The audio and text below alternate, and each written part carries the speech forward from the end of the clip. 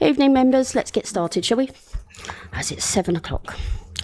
So before the opening of the meeting, please can any members or officers in attendance with electronic devices mute it to avoid feedback. To guests attending remotely via Teams, please could you keep your camera and microphone off unless you wish to speak. Ideally, not use the camera at all, as this can affect the quality of the IT connection. Please be advised that the meeting may be recorded and the data collected during the recording of the meeting will be retained in accordance with the Council's data retention policy. In addition, the recording may be added to the Council's website. If SWAL councillors are accessing the meeting remotely, it is advised that you use your SWAL or KCC laptop to participate. If you join using the link on the website or on the mobile and tablet device, it is not always possible to identify you and you may not be recorded as in remote attendance. Please can members speak loudly and clearly into their microphones and switch their microphone off after speaking to enable remote participants to hear the next speaker. Thank you.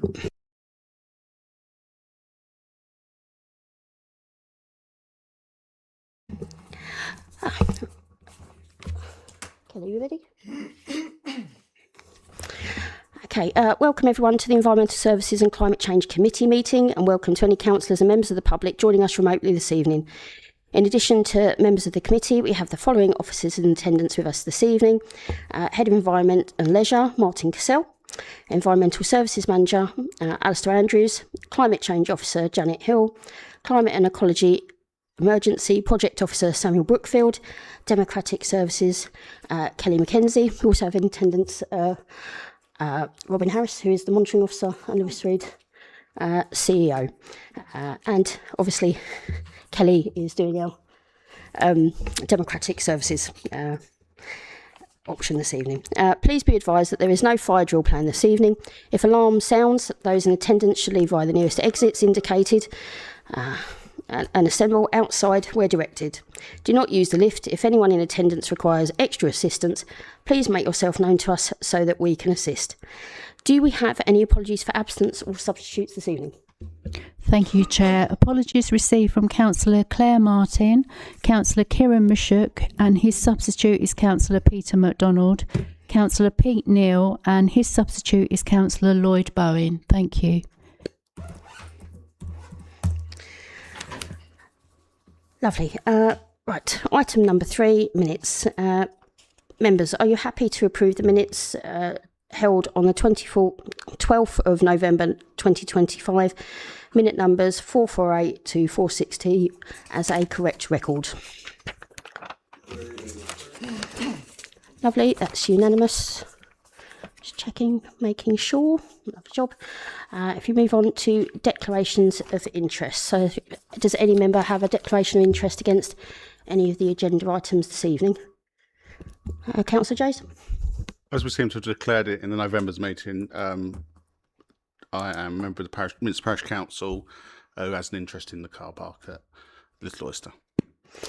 Lovely, and I will declare the same as Sheerness Town Council have responded to the consultation that will be under discussion tonight. That was taken place while I wasn't in the room and specifically left the meeting at a time to be chaired by somebody else, so I'm quite happy to continue this evening. Councillor Nundy? Do I need to declare as a visiting member, as I won't actually be taking part in any vote? No, I think Understood. You're fine. Councillor MacDonald? Yes, I'm a parish councillor at Minster and also a town council at Sheerness, so anything about car parking which may come up, I'm declaring an interest, a non-pecuniary interest. Lovely, thank you very much. Okay then, so item number 5, matters arising. Are there any matters arising?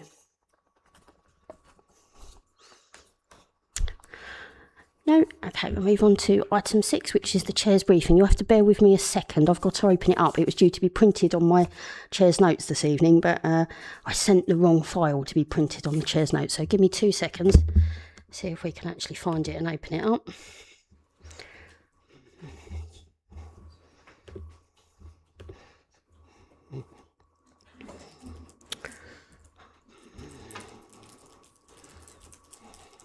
Oh well, why don't I just remember it? So this month I've done copious amounts of work in between meetings, and I'm pleased to say that I've attended before Christmas the Kite Community College and have facilitated with other members resources for those children who are in receipt of EHCPs, access to both training and also hopefully in the future with KCC's support, access to bus training as well. So those children who are going to have issues attending college will have better use of independently using public transport.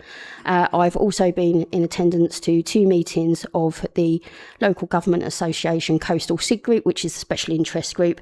That is particularly of interest to us because that is a national meeting led by Tyneside Council predominantly, but there are a number of other local councils that are attached to it. So hopefully from that we'll get not just really good ideas, but we'll also get some best practice and some brilliant, really unique ways forward how they're dealing with coastal issues that are appearing in their areas. One of the items that was discussed was the water shortages that we've been suffering in Kent over the last couple of weeks.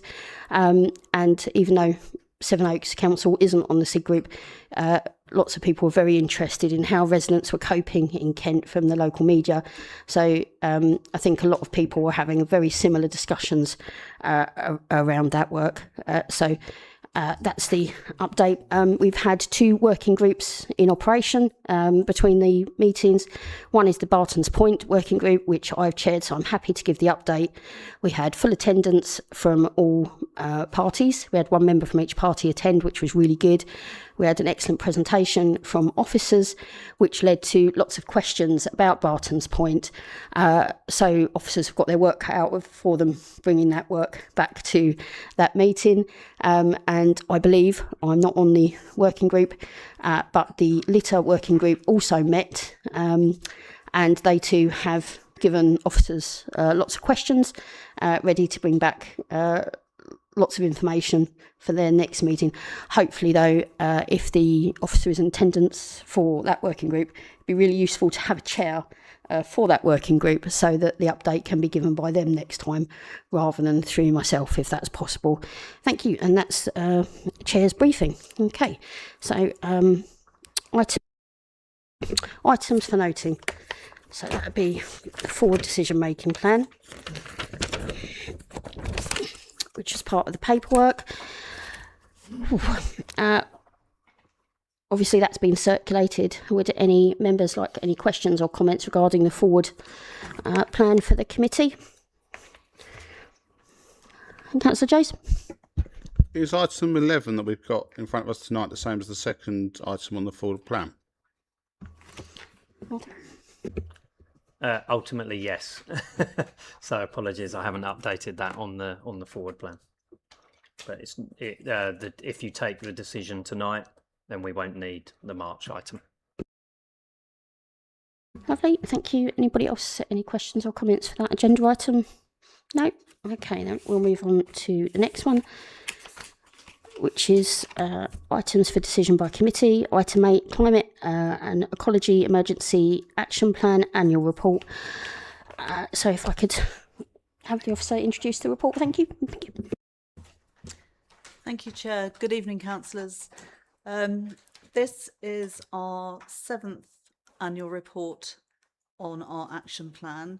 I think you all know the background that in 2019 we declared a climate and ecological emergency, and we, as part of the declaration, we said there would be an annual report on progress to... Oh, sorry, apologies. Do you want me to start again?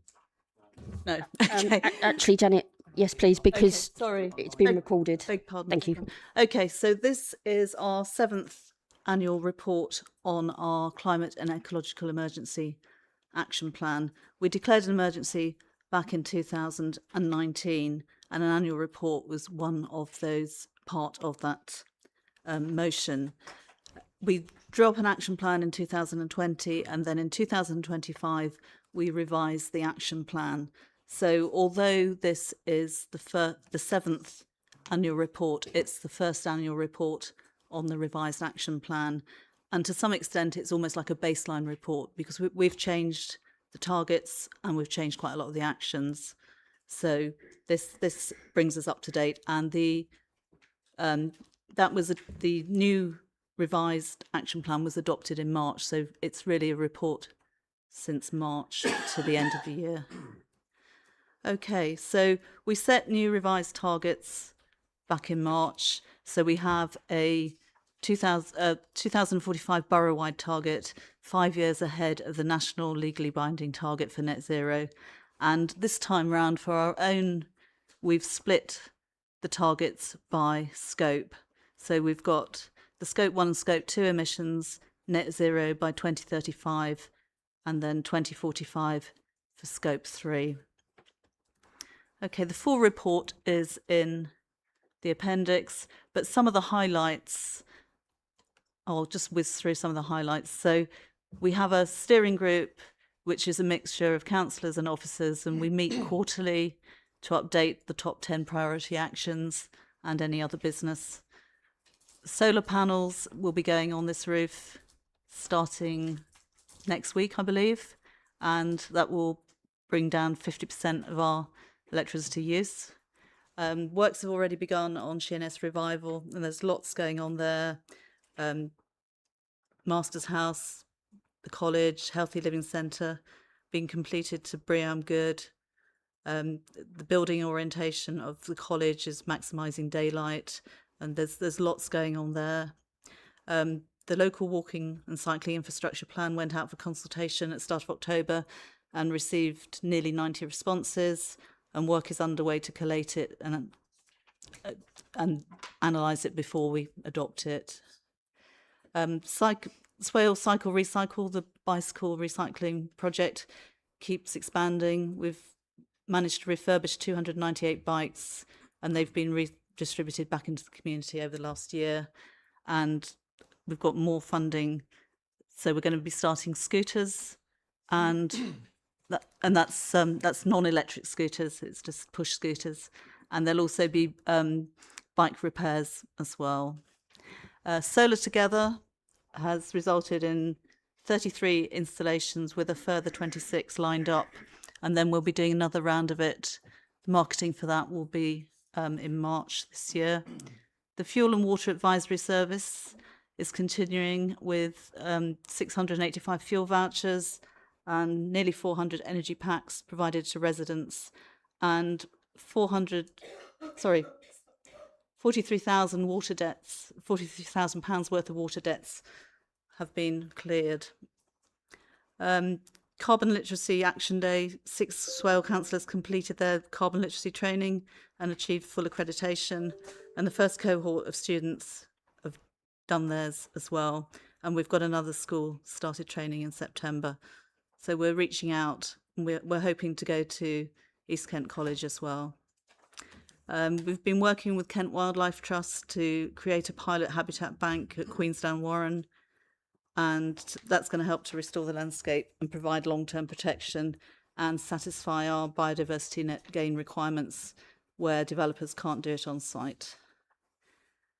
The UK Share Prosperity Fund and Rural England Prosperity Fund have been used to establish a community infrastructure grant and a small business grant. And we've had capital investments for community benefits in Swale. Projects have been prioritised on investment, which improves the environment. And successful projects have included solar battery storage at a sports club, installation of LED lights at a village hall, and solar array for a charity. During National Tree Week, 210 native whips were given away. 5 planting events were held with 1,600 whips planted across Swale, and a further 20 standard trees were planted. And those were attended by students as well as volunteers. Going forward, obviously, there's going to be local government reform, and this will bring change, uncertainty, but also opportunities to work together with other councils. The years since 2019 have been difficult. We've had fiscal strain, cost of living crisis, we've had COVID, but we've made positive progress on our action plan, and it will continue to bring tangible benefits for the residents. So, if we have any questions on the report, I'm happy to take them. If that's all right, I'm just going to make a quick comment about the report first, if that's okay. I think it's an excellent report, especially, my picture's on the front of it, so I'm going to have good things to say about it. However, there are some really provable good points here, and I think it's really good that we pull out just how good this report fits in with SWAL's other policies, like putting back, social capital. So, for example, the SWAL Cycle project looks at working with partnerships at the prison cluster. It's an excellent project and works on many different levels. So even though it's registered here as part of our work, it really should be highlighted as the flagship project for SWAL, because it typifies everything that we should be looking for in our partnerships going forward. The other thing I just wanted to quickly highlight was how pleased I am to see that we're going into schools and we're working on different levels. Schools have travel plans which work on how children are getting to school and things like that, but it is lovely to see that we're actually looking a bit further ahead, because they usually focus on primary schools, and I'm pleased to see that we're looking at secondaries, because those are the children who can really make adjustments and really put that training into good use. So I think it's an excellent report. Well done. Thank you for bringing it. Councillor MacDonald? I'd just like to congratulate SWAL. I'm not a member of this committee, but in the tree planting, it's a great beef that I've got, that it does absorb the carbon dioxide from the air, and it doesn't cost, an absolute fortune once they're planted. So I think it's an excellent idea. And of course, the trees keep the carbon and emit the oxygen, which is what we all breathe. So excellent. Thank you. Thank you. Councillor Hunt? Thank you. I've just got a question, and then once I've got the answer, if I can come back. That's right. We mentioned there about the Carbon Literacy Action Day and 6 SWAL councillors completed training. Can I just ask, do we got any idea of how much that cost? Because 6 councillors doing that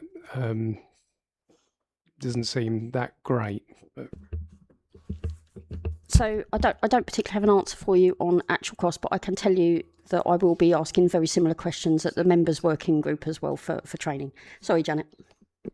Sam will tell you the answer to that. So we purchased 2 toolkits, I think 2 years ago. The toolkits were £500 each. That is what has enabled us to go into schools and deliver it to a couple hundred students now. To deliver the training, I do that, and it is free. Right. Okay, excellent. Thank you. So what I was going to say with this is that the whole report is good, and it's obviously we've got the targets and everything that we're looking at achieving, but there's not a lot in there about funding. There's lots in here about the grants that we're getting, how much people have saved through water saving, how much debt we've managed to reduce. But actually, how much is this costing us as a council when we're doing all these things?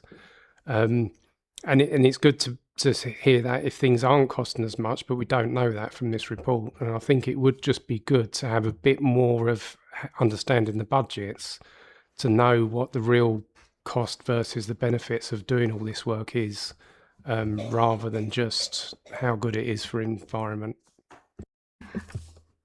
Janet? I would imagine that would be a good thing to take back to the working group, actually, that helps support that. But Janet might have a different idea. Thank you, Councillor Hunt. The basically the climate change team is salary only and a pretty small budget. Apart from money that we draw in from outside, the active travel side of things, money's come from a consolidated fund via KCC. The actions across the council operation are all within the budgets of all the different departments. So we could draw that out, but it would be, quite a complicated. But we're doing it on a pretty low budget. You want to come back, Councillor? Yeah, if that's okay, just quickly. But And I think that's good, and that might actually show us that actually we're not spending a lot of money, but actually getting good benefits from it. But also on the other side of things, if we are getting grants coming in and we're just off, so let's say we're reducing debt of 50,000 for people, but actually the money we've got coming in, we spent 60,000 to do that. We may as well just give people the money to be able to do it. So it's good to know those figures of how it all draws down at some point. I think the working group's probably the right place to do it. Thanks. The debt for water that you were talking about, it's a write-off by the water companies. So basically the Fuel and Water Advisor sits with those people and helps them make an application to the water companies.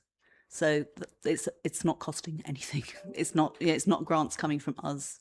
It's a write-off by the water companies. On Councillor Hunt's point, though, it might be interesting to also take back to the working group that when we're talking about grants, like there's a mention of the SPF funding, that actually it would be good to know how that was distributed over the borough, what kind of projects maybe that they would be used on. And also I'd like to maybe ask that we can push that back to comms as well, that if we've got successful grants going out, they probably have done some work on it already, but it might be worth underlining because those are good news stories, and it would be really useful to know if they're evenly distributed over the borough, to maybe mentor other businesses or other like people who want grants to use that information.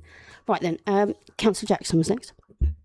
Thank you, Chair. I just wondered if we could have an update on the contamination with the bins. Is there any update at all available?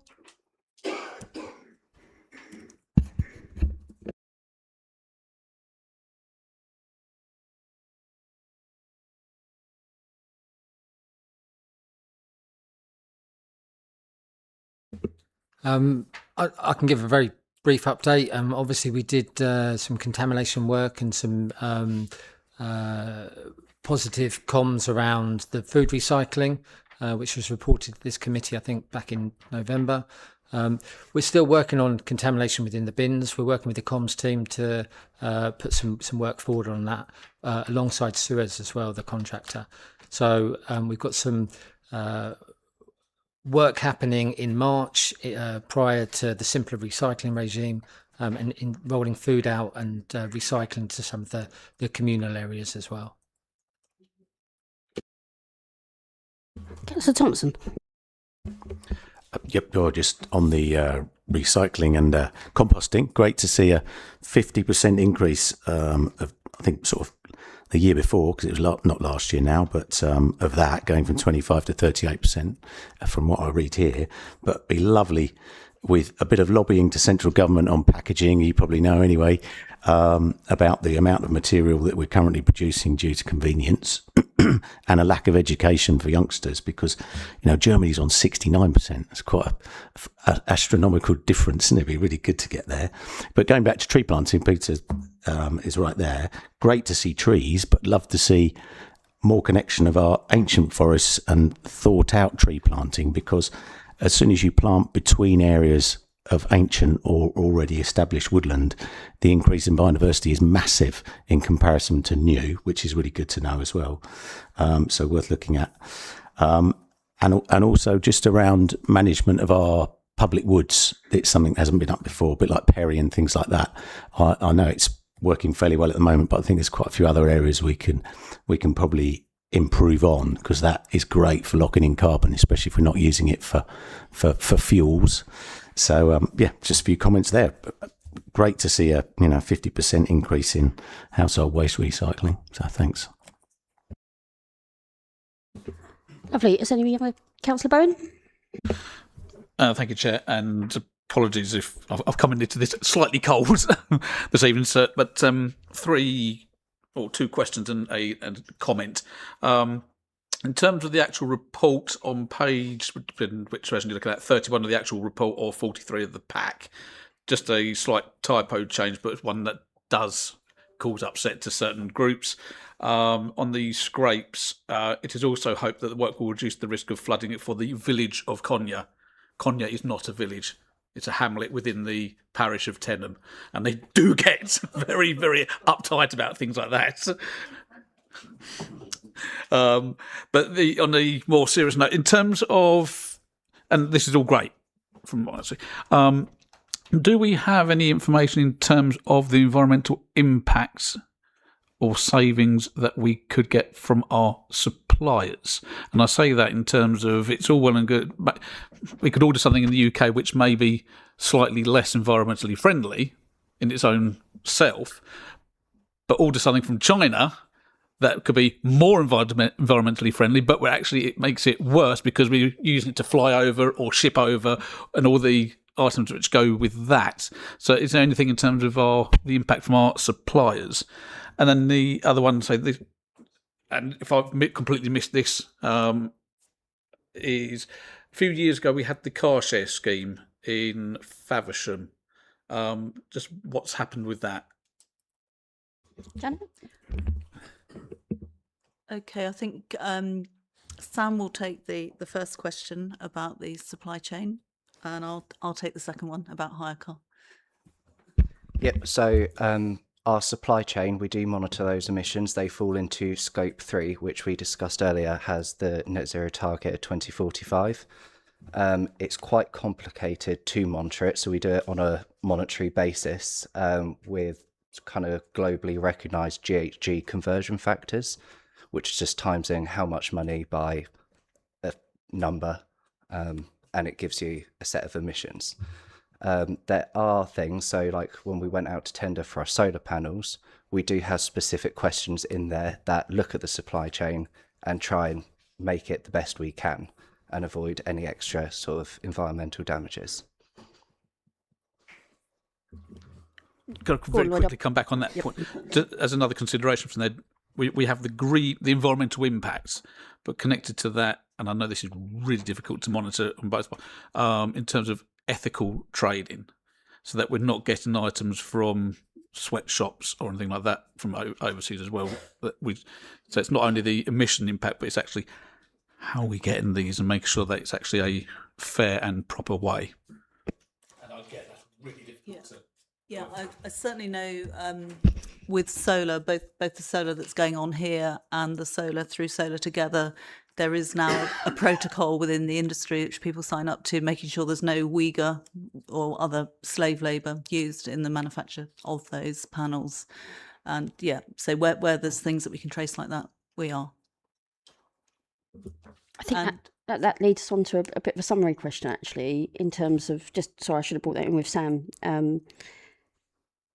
Have we got anything in our procurement policy at SWAL just to really underline those? Is it worth bringing out those? The procurement policy was updated in 2025, and alongside the Climate Change Network, which is all the offices in Kent, there's also a sustainable procurement toolkit being developed.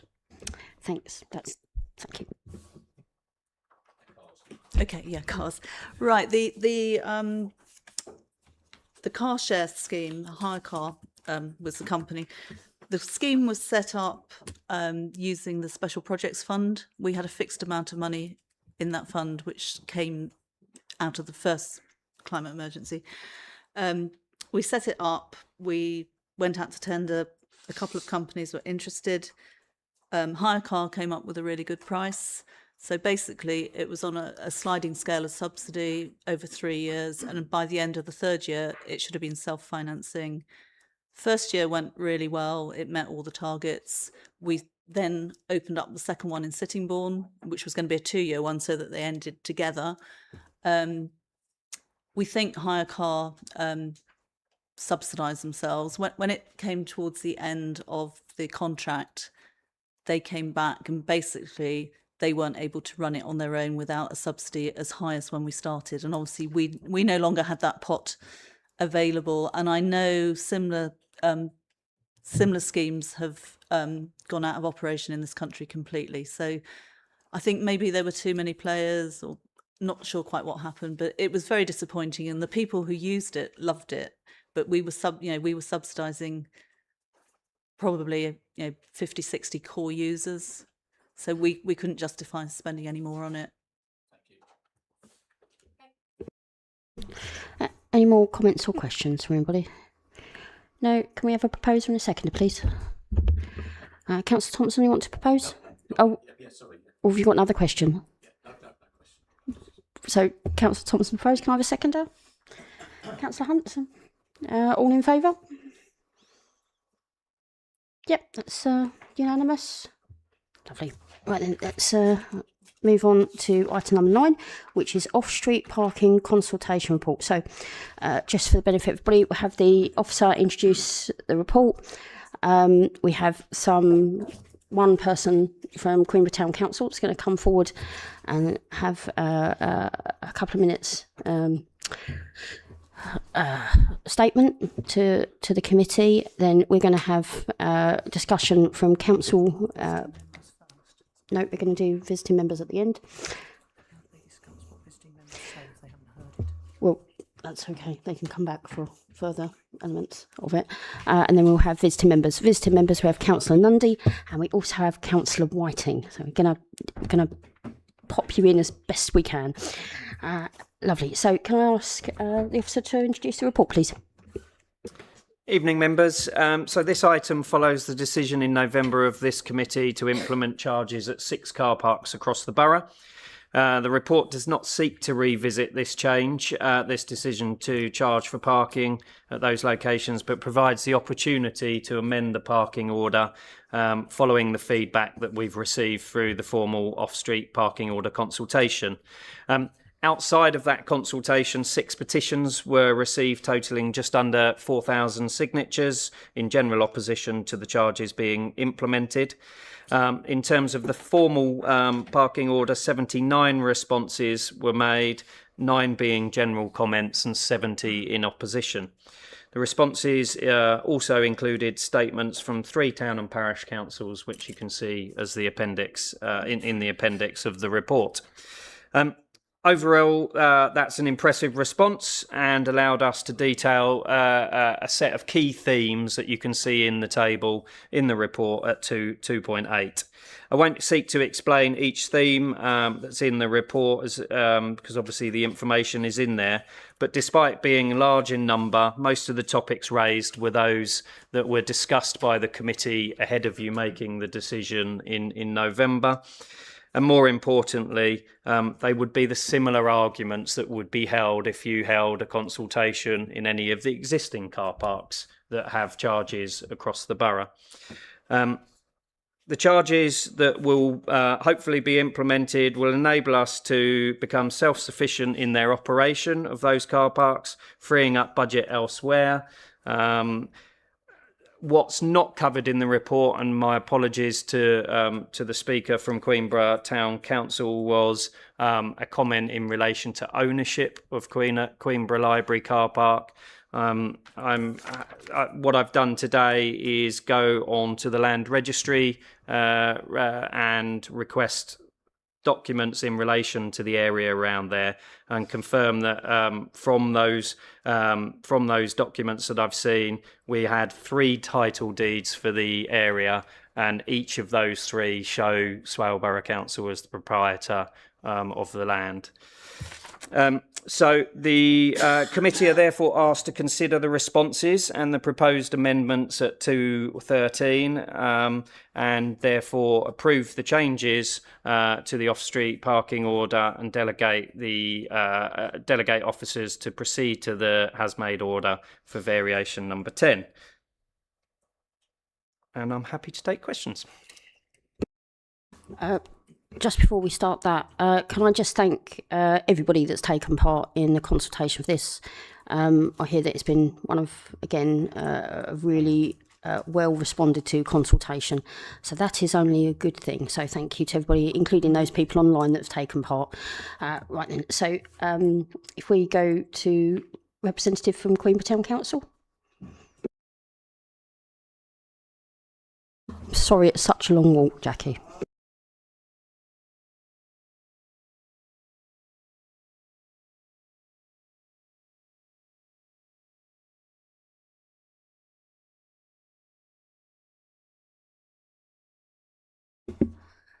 Thank you for allowing me to speak on this issue this evening. My speech this evening has changed several times during the day because of emails flying through from different areas and different councillors stating different aspects of this consultation. This came to our attention back in February 2024 when our town clerk and elected representatives worked extremely hard to give you a report of the plan to introduce car parking charges.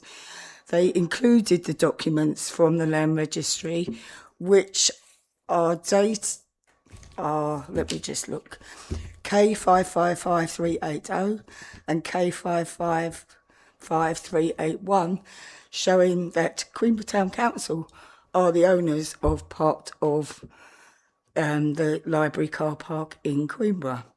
Suddenly today, after all the emails flying about, Mr. Cassell, who was part of the original person that our town clerk contacted, along with Emma Wiggins, who suddenly forgot that there was no paperwork for this, has now suddenly found paperwork to say that Swellborough Council now own this car park. Now, there are over 4,000 objections to this, and these are the residents that you elect. This is a damning report for the island. This will destroy our island. Why install parking charges when Ship on Shore car park, I drove past it today, empty? How are you going to attract people onto the island when you're going to charge people to come and visit? We need this. We've got poor public services on the island. We've got poor public transport. We haven't got the shops. There are now 30 premises in Sheerness that are now closed or up for sale, and you will do exactly the same to Queenborough and Halfway if you introduce these charges. Mrs. Constable, sorry to interrupt you. You've got 30 seconds, but I didn't actually tell you had 3 minutes only to speak. Right. So I think you can That's just carry fine. on. That's fine, honestly. Please revisit this, because you are not going to generate any income from this. You are just going to push the car parking into the streets that are already congested. So please revisit it and do the right thing by the people of Sheppey. Thank you. Spot on. Great timing. Thank you very much. Okay, so let's move to members for specific questions to the officer. Councillor Shell. Thank you, Chair. I have written my response, so I'll read it so that I don't get jumbled in words and try and keep it within the 3 minutes. I'm speaking today specifically on behalf of my residents of Queenborough and Halfway, and their concerns not just for this proposal itself, but the way the decision has been handled. Swellborough Council's own consultation policy is clear. It adopts the Gunning Principles, which states that consultations must take place in a formative stage and that the decision must not be predetermined. The consultation should shape the outcome and not simply just explain them. In this case, parking charges for our car parks was approved before the public consultation began. Critically, the income for these charges had been built into the council's budget, creating a very strong and reasonable perception that the outcome for this consultation had already been decided. It's difficult to see how a consultation can be generally open and reserved, as all of the funds have already been allocated. For residents, this feels like it wasn't a consultation, but a confirmation. There is also the unresolved legal questions in which Councillor Constable has just alluded to regarding the library car park. Proceeding with this traffic regulation order, whilst the ownership is unclear, would put this council at further loss, as it could incur legal charges. The decision goes beyond the impact of local businesses. It affects our residents directly. As Councillor Constable said, it will push people onto the streets, not just those visiting, but a high number of residents who use these car parks to allow our refuge lorries ease of access down to the roads. It also affects those accessing frontline services like GPs, the pharmacy, the opticians, the dental care. It isn't just about people going out or visiting. It's about people accessing frontline services. It'll also affect the volunteers, those people who give up their time each and every single day to do the jobs that we can't do or cannot afford to do. I also want to draw your attention to this committee's minutes. In one paragraph, it's stated by the officers that a decision would not be made until this consultation had been taken place and the matters debated. And then a paragraph later, it does say that the decision was already made. Therefore, due to the issues I have raised today, it is my proposal that we withdraw this traffic regulation order. Just in the 3 minutes. Thank you, Councillor. So I'm going to get some response from officers.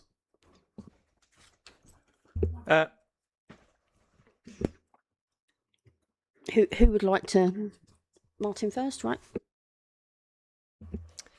Yeah, firstly on the consultation principles. So this consultation wasn't done under the formal Swale Borough Council consultation because it has to follow the national process for off-street parking order consultation. So it's written in legislation in terms of how the order is consulted on. In terms of the legal ownership, whilst I absolutely note that there is a view of a different view amongst the parties, we have made that decision based upon what we've seen from the Land Registry. If anything else was to come to light, then of course we would look to investigate that, but we can only act on the information that we have in front of us. In terms of the impacts on businesses, volunteers, frontline services, I guess what I've put in the report tonight is that's an argument for all car parks across the borough. So it happens in Faversham, it happens in Sittingbourne, it happens in other parts of the island. And so this is about understanding that these car parks do cost the council money, and therefore by being able to levy charges, we're able to recover some of the income to help them become self-sufficient. So what I would ask the committee is, if you're asking yourself those questions, ask it, how is it different to any other car park that we charge across the borough? And in terms of the minutes, I remember the conversations. What I said is absolutely the order is about looking to see if there's any unknown items that come to light that enable us to make amendments. But I was very clear in answering a question from a visiting member to say that this committee is making this decision tonight. Councillor Shell, do you want to come back on that? Yeah, thank you. That isn't what has been minuted and agreed by this committee this evening. Okay, does one... Mine wasn't here for that previous meeting. I don't know what was said in that meeting. Right, so we have some discrepancy between what a councillor feels that is written in the minutes and has been agreed by the committee as written in the minutes. And sorry, it's not what I feel, it's what's factually in there, in plain black and white, and that this committee has tonight all agreed on. Okay, we're going to need to have. I think we're going to need to take a 5-minute break, I'm afraid. But thank you very much. We'll take a 5-minute break. So back at 10:02. Thank you.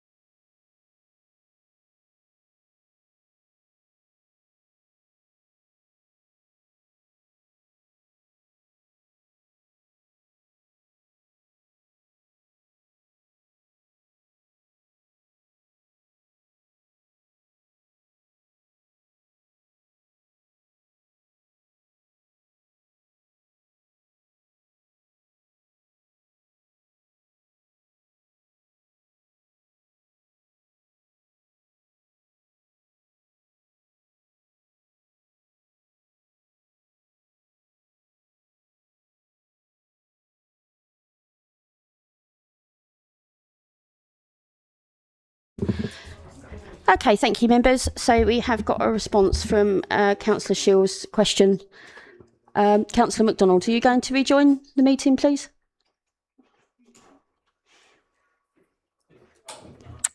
Okay, so Mr. Harris, are you like to respond to Councillor Shell? Thank you.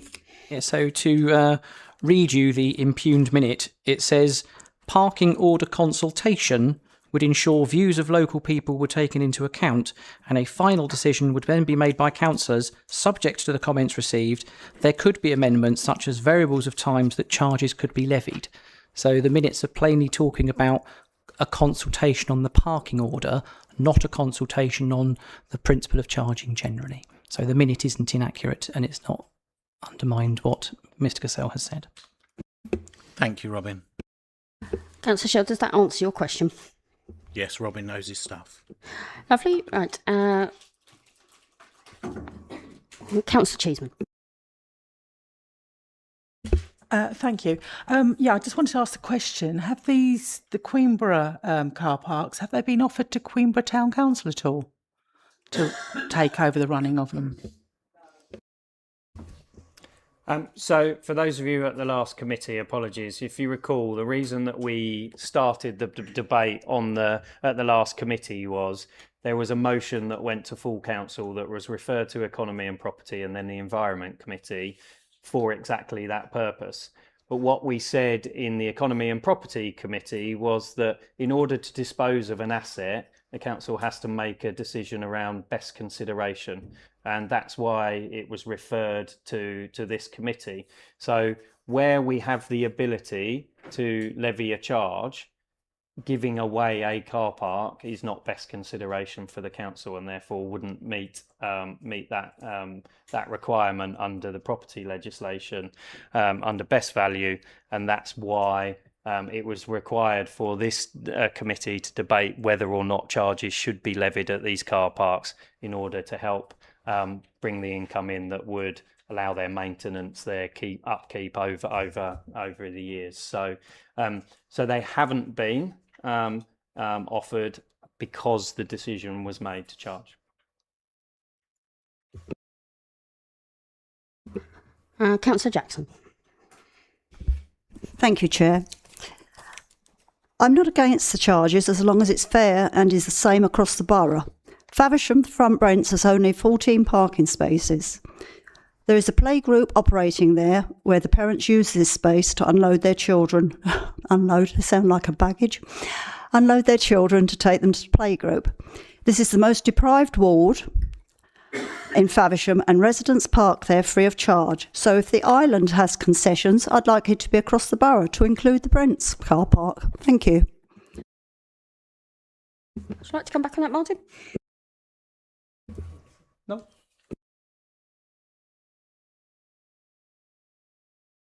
So, just for the interest of myself, is that we can't?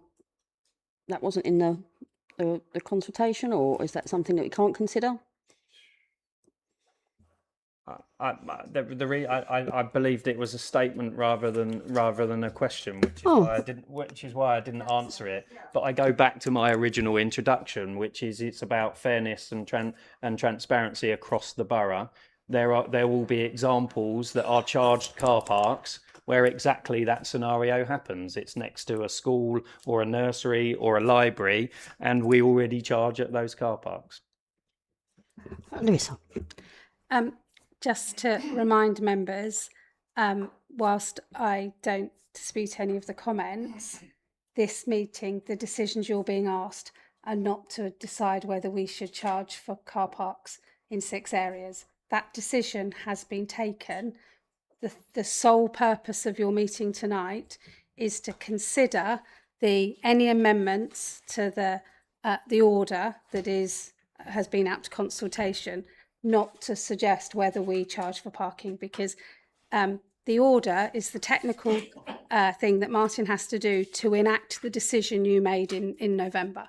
So whilst I understand your comments, it isn't something, this decision has been made by this committee.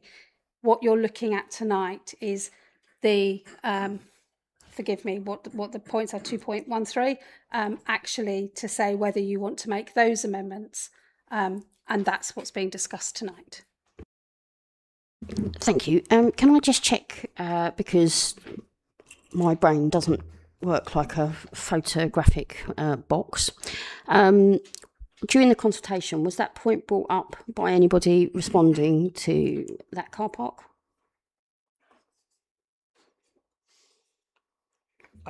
There was one comment received regarding Front Brents, and I believe it referenced the nursery.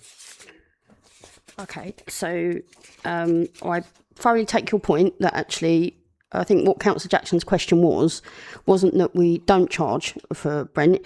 It would be that we could, if we're looking at one of the changes for remove charges for halfway car park based on the school's need, have we got a consideration there based on the nursery's need as well? Have we considered that fully? We absolutely considered every single one of the responses that we came in, given the volume of feedback in other car parks versus the low-level feedback on that. We considered it and didn't propose it. Okay, right then. Councillor Jackson, would you like to come back on that? I'm not against charges at all. It's just that it annoys people in Faversham when you see one part of the borough given exemptions and the other part of the borough charged. Thank you.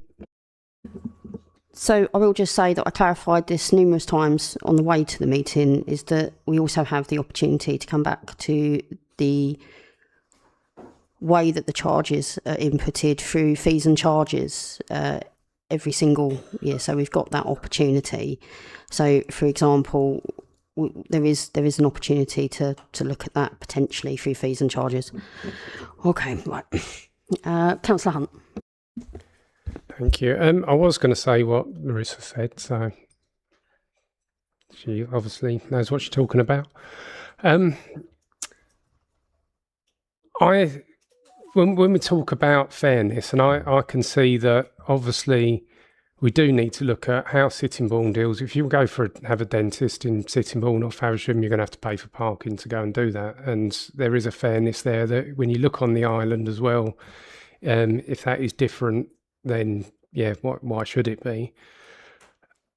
I do agree with what has been put forward though, because I think if we do something different to other areas, we need to have good reasons to be able to do that. And I think what has been put here with Queenborough and Little Oyster between, well, it goes from October through to March, of not charging in those car parks is the right thing to do, because the island is different to, especially in the winter time, you're not going to have as many visitors there. I can't see that in the winter having visitors there, everyone will just park on the road anyway. So I think as the cost, the income that we would lose from doing that is less than if it was across the board, we were going to bring that change in. I think that if Front Brents was also mentioned as well, I think that's something that should be looked at.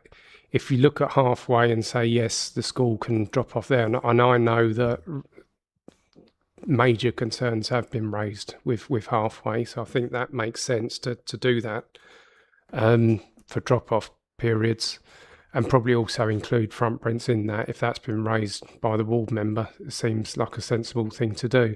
There may be others that come up, but it hasn't been mentioned here at this meeting where we're making a decision.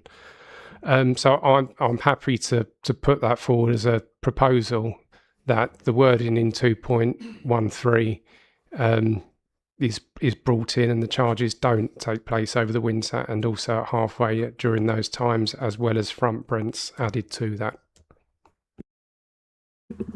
Okay, so just to confirm, what would be the wording? Sorry, I just want to make sure I'm clear. The wording is in 2.13a, remove charges for the period 8:30am to 9:30am and 2:30pm to 3:30pm at Halfway Car Park, Minster Road, and the Front Brents car park to help alleviate school safety concerns. and then the wording that is currently in B.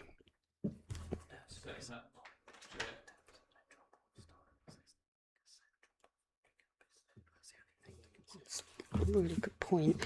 I just wanted to confirm and I should have picked this up myself as a mum who's only just had children, what it seems like in nursery, but that was 7 years ago. Nurseries don't operate the same pick-up and drop-off times as schools. So, for example, they have a midpoint drop-off. You're there for a morning or an afternoon or all day. So, is it enough? I don't think we could accommodate a middle ground, but do you want to? I'm just giving that to you for information, Councillor Hunt. Yep, no problem. In that case, I'm happy to delegate that part to officers for discussion with the ward member and you as chair to work out what times would be appropriate. Lovely. Did we get that wording down, Kelly? Just check if we got that wording down, okay? Yep, just making sure. Councillor Joyce? Oh, sorry, Councillor, we'll come to you next. Thank you, Chair. I think it'd be really poor form for us to discuss an amendment before we've heard from visiting members. It almost be like we've made the decision before even hearing from them, so it'd be great to hear from them before we discuss the amendment. Right, sorry, Councillor Ayres, did you want to add something? Is it your ward? Yes, I'm the ward member for Priory, and I'm happy to have a chat with the nursery to find out what their timings are, and if we could help them out by working around it, that would be great. But I'd like to again, I want to see fairness across the whole of Swale. Lovely, fair enough. I think that is important that the ward councillors involved in those discussions if this amendment passes. Okay.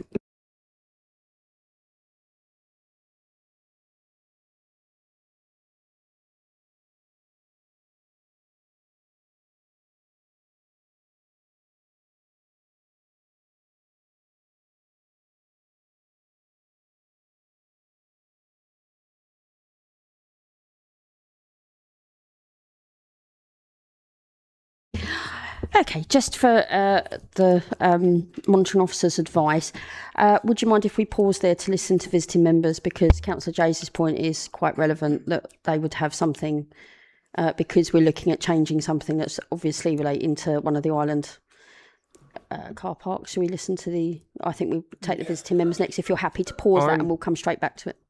Yeah, I'm happy with that. I must admit, I thought it was strange that visiting members wouldn't come in at the beginning anyway, because it makes sense for all visiting members to speak and then for us to have the debate. So that sounds good to me. I think that was based on advice from the last meeting, but I'm happy to rearrange that. I'm aware that it's slightly different at different meetings.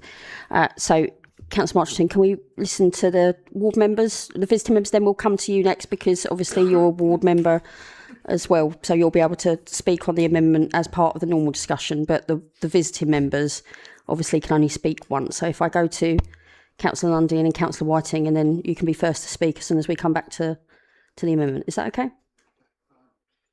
I'm not going to not call you, I promise.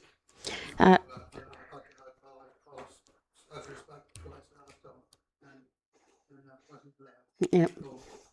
It's a very busy meeting, wasn't it? Councillor Lundy, would you like to present as visiting member? Yes, thank you, Chair.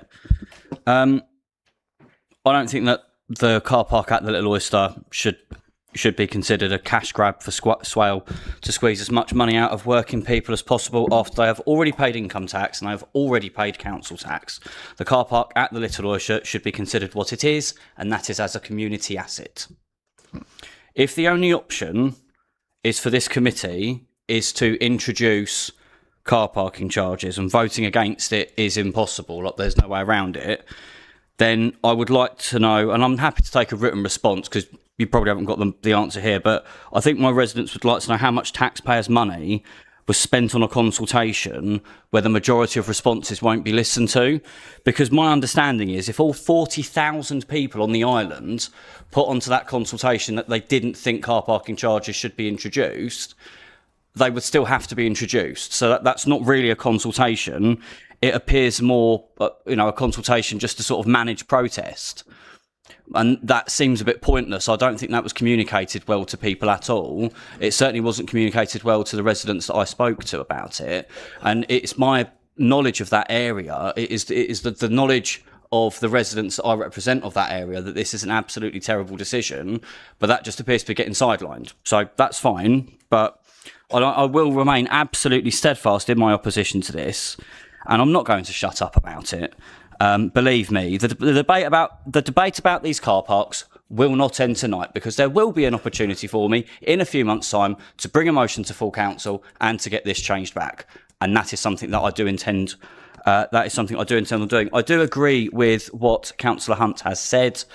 If car parking charges are inevitable, then it would make sense to take into consideration the actual use of the car park. And if it's a car park that's being used by people that are going to visit a beach, far less people are going to be using that car park during the winter months. Of course, this committee, my understanding is of this regulation order, is that you could literally choose to charge whenever you want. If you wanted to pick one day a year that you charge in a car park, that would be legitimate, I believe. I'm happy to be corrected by the officers on that, but that is my understanding. And perhaps that is something that somebody could propose.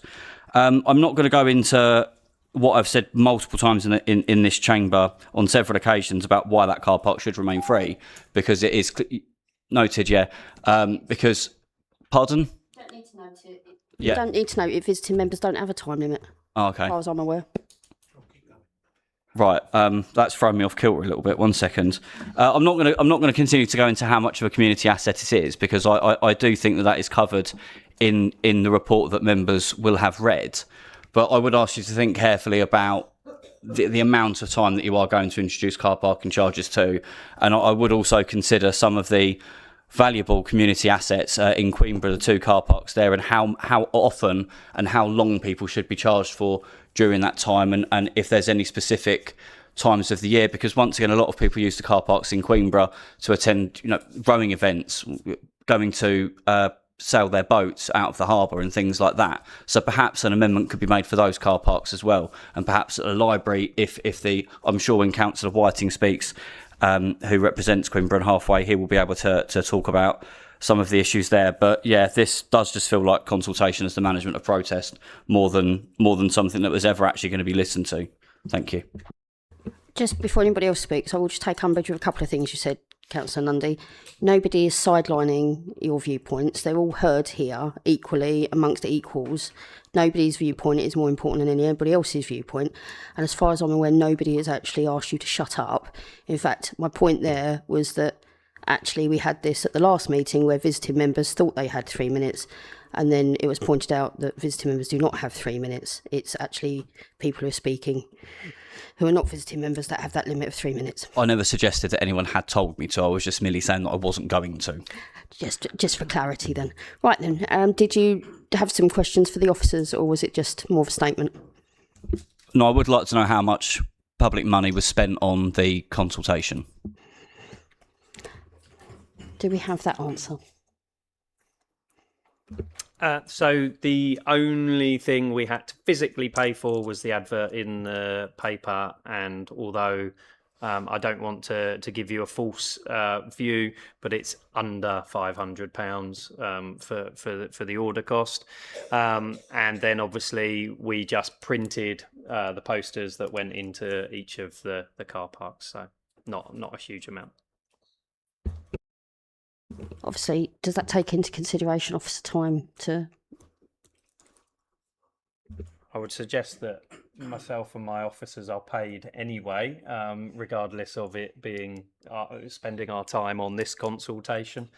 So there was no additional cost to analyse the consultation responses. No additional cost, but obviously when we set a priority for work, it's most important that we use our officer time to most effectiveness. So obviously I do get concerned when people say, oh, actually, officer time costs nothing. It does cost time and money, and it means that officer's priority has been set and is working on stuff that has been directed to do. They're not plucking things out of thin air to work on, if that makes sense. They're doing what their service delivery and ultimately what members have asked them to do in the first place. Right, so does that answer your question, Councillor Nundy? Yeah, I was only interested in the cash value, if you will, because as Martin said, that those staff would have been employed and would have been a cost anyway. So it's not really. But we haven't hired anyone specifically in to do this. So I'm happy. I'm happy with that figure of under £500. Lovely. Right, shall we move on to Councillor Whiting then? Thank you, Madam Chair. Woody, I'm here tonight just to ask members to do one of two things, which is to either vote against the recommendations that are sitting on page 47 at number 1, which is the recommendation there, or to further amend what is being proposed. I'm specifically, I guess, talking about the proposals as they affect the 3 car parks in my ward, but I'm in full support of those colleagues who represent Minster and who have consistently argued against charging, as Councillor Lundy has done, charging at the car park at the Lees. When I spoke at the meeting in the 12th of November, I pointed out then that the decision being taken to impose the new charges, which are currently free, was being made on the night without any public consultation at all, which is a very unusual thing for this council to do. Some members on the night were surprised by that, some questioned it, but officers assured them, and they reassured everyone, that there would be consultation down the line. And tonight's report is very clear. There has been consultation down the line. The decision was, however, made in November, as I said, but there wasn't consultation on that decision, and that is clear in the report tonight. We've had the consultation now, and we've come back with a set of results. On page 53, where it talks about alternative options considered and rejected in paragraph 4.2, it's very carefully written. It says that it's not an option to overrule the original decision, which is right. The Constitution wouldn't allow that until at least the 12th of May this year, when the council could reconsider. However, you do have an option, as I say, to either vote against the recommendation or to amend the order, and I would suggest amending the order to remove those 4 car parks, particularly on the Isle of Sheppey, in the light of the massive consultation response. We were told that following the consultation response, recommendations would come forward that had taken into account the responses made. 4,000 people expressed a preference to leave things as they are. Nobody, 0, not one, wrote in support. And not since, Madam Chair, since I was elected to serve Queenborough and Halfway back in 1987, nearly 40 years ago, have I seen such a huge response to a consultation, nor one that is unanimous in its rejection of a proposal. As Democrats, we surely cannot ignore that. We've heard in responses, and we've seen in the report, from businesses that are hard-pressed already by business rates, national insurance, minimum wage, and we've heard the damage that a £1.60 surcharge on their customers would do, particularly the takeaway restaurants. Of course, their businesses don't qualify for the town centre relief like they do in the 3 major towns, and there's no 20-minute free parking zones as there are in Queenborough, in Sheerness and in Sittingbourne in the high streets. We heard from residents who rely on the car parks because they have no on-street parking near their homes. We heard how it would damage a fragile tourist economy on Sheppey, a sector the council says it is committed to supporting. And we heard from charities whose volunteers will be hit and whose users will be hit. We've heard from the libraries, the health facilities, places of worship, all will be impacted. And we heard from Halfway Primary School of the dangerous effect that displacing the dropping off in children and picking them up will have. And we've heard about how it will increase, worsen congestion and impact on road safety. 4,000 reasons to think again. It's going to cost, it says in the report, and I've used the figures in the report, Madam Chair, if I may, it'll cost £8,000 per car park to install the machines and the relevant alterations that need to be taken. And in addition, there are on costs estimated up to £6,500 per year per car park. And against all this, there's an income of £7,000 a year at best. So let's do the sums for the 4 car parks on Sheppey, and let's assume the figures in the report are accurate and then forecasts for the first 5 years. In year 1, total cost 58 grand, income 28 grand, a loss of 30. In year 2, income 26. income 28, costs 26, a profit of 2,000. If we roll that out over the first 5 years, in the first 2 years alone, we're going to spend 84,000 and get an income of 56, a staggering £28,000 loss. And remember, in year 3, we're likely to be abolished. But if we were to be still here, in 5 years, we're going to be making just a £22,000 loss over 5 years. £28,000 loss in the first 2 years alone. It is not best value to be running these car parks at such a loss. It's better value to let the parish councils that want them to take them over. I think, Madam Chair, with trust in politics at an all-time low, ignoring the unanimous voices of 4,000 voters will sink trust in this council even lower. And during the original debate, as I said the committee was taking a decision without consultation and was told consultation was follow. Well, we've had the results. The public oppose the changes, the finances don't stand up, and it's been the only chance the public have had to have their say, and they have been very, very, very clear on Sheppey. Colleagues, please either vote against the recommendation or propose amendments to the order that would remove the island car parks from the list. Thank you very much. Thank you very much, Councillor Washington and Councillor Lundy. Yes. Can I just remind members that voting against the recommendation will mean that basically you get the order as it is without the amendments which have been made with a view to the consultation responses. So just to confirm, Councillor Whiting, I'm not going to bring you back in. I just want to... what I heard there was some questions around the financing and some questions around the consultation responses. So I'm going to go to Martin to ask him those questions. I think we need the finances question answered. So if you don't want to pose it as a question, I'm going to pose it as a question for you. What I would say in response to that is a lot of those charges exist already. We still have to go and inspect the car park, even when it's free, because it has an off-street order on it already. So we have to inspect that. We still have to maintain those car parks because they exist. So therefore, if a pothole arrives, we are still duty bound to fill that. So a large chunk of those costs already exist. So therefore, what we're saying is by having the charges, we are trying to recoup some of those costs that we've already got. And as you say, as it moves on, what I would also say is, and it was really clear in the reports, the income target that is suggested was made very clear that it's an estimate.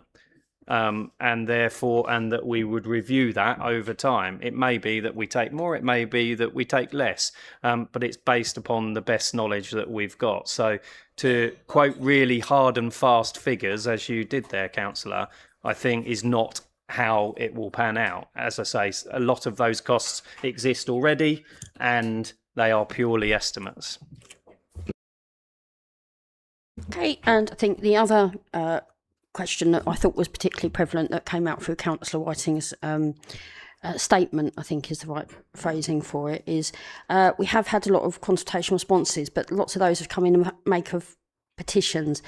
Now, I like it when people join in with petitions. I thoroughly like to use them myself as a councillor to gauge understanding and response.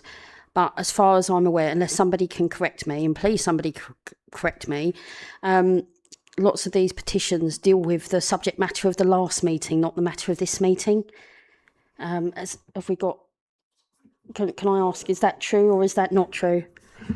Because it's doing with the introduction of charges.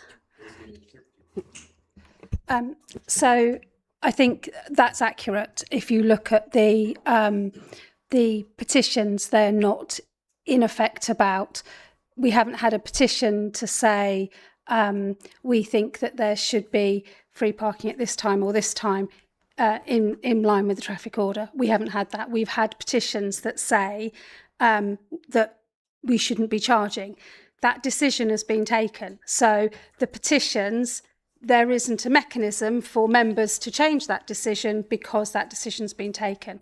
I think it's also fair to say that if we went to all of the other places and said, do you want us to charge for parking, we would have a similar percentage of residents write back to us and say, we don't want you to charge for parking. And if we continue to charge for parking, are we then ignoring all of our residents? And that would be, so the issue is the thing that we are consulting on is not whether to charge for parking. The thing we are consulting on and did consult on was the traffic order. The residents have said they're unhappy with the charging, which is we have looked through every single one. If there is something in there that is pertinent to the traffic order, it has been considered and you have some amendments before you.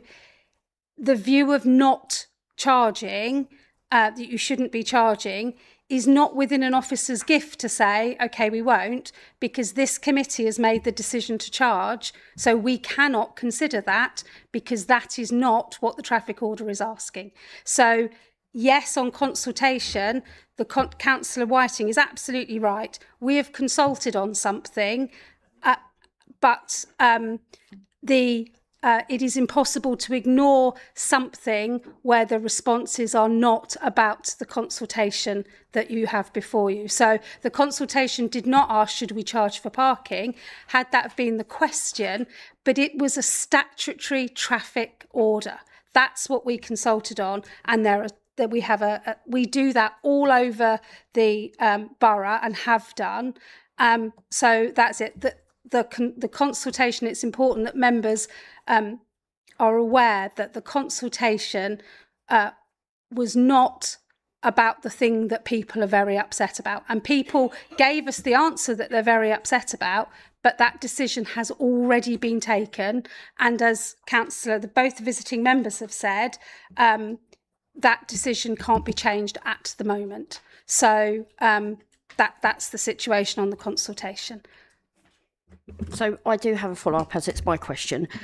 That's a lot of work that people have put in to gather those petition responses. So what I'm saying is there any possibility that they can be removed and then brought back at a later date, rather than, for example, if we take it as Councillor Nundy's, what his suggestion is that he will follow up and bring that back, can they reuse that petition at a later date? Or for example, is that it? Once it's been entered, that's it, it can never be used again? I would just like some information around that, because that whichever way it goes tonight, that's a lot of work that people have put in to do that. And so in the event that I think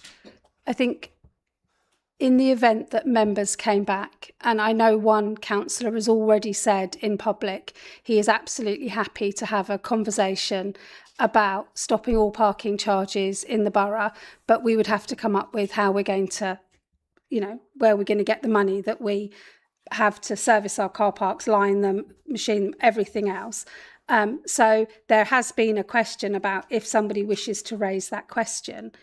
In the event that somebody does raise a question on car parking, in the initial officer response, we would be very clear that of all the information we're aware of. So we would be saying we had X, Y, and Z petitions about car parking in this area, X, Y, and Z petitions about. So in the event that there was a motion or there was a decision that we were asking members to take, in the report we would set out what had happened then. So I'm not pretending to be any cleverer than I actually am. I don't understand the answer to the question. Can they reuse these petitions, or do they have to start again? So it's not a case of reusing them. It's a case of when we would put a report to members, because anything would be a member's decision, we would set out that we had 6 petitions that equalled X number of signatures that were against parking in this place. So in effect, the information from them would be used again. They wouldn't need to resubmit a new petition.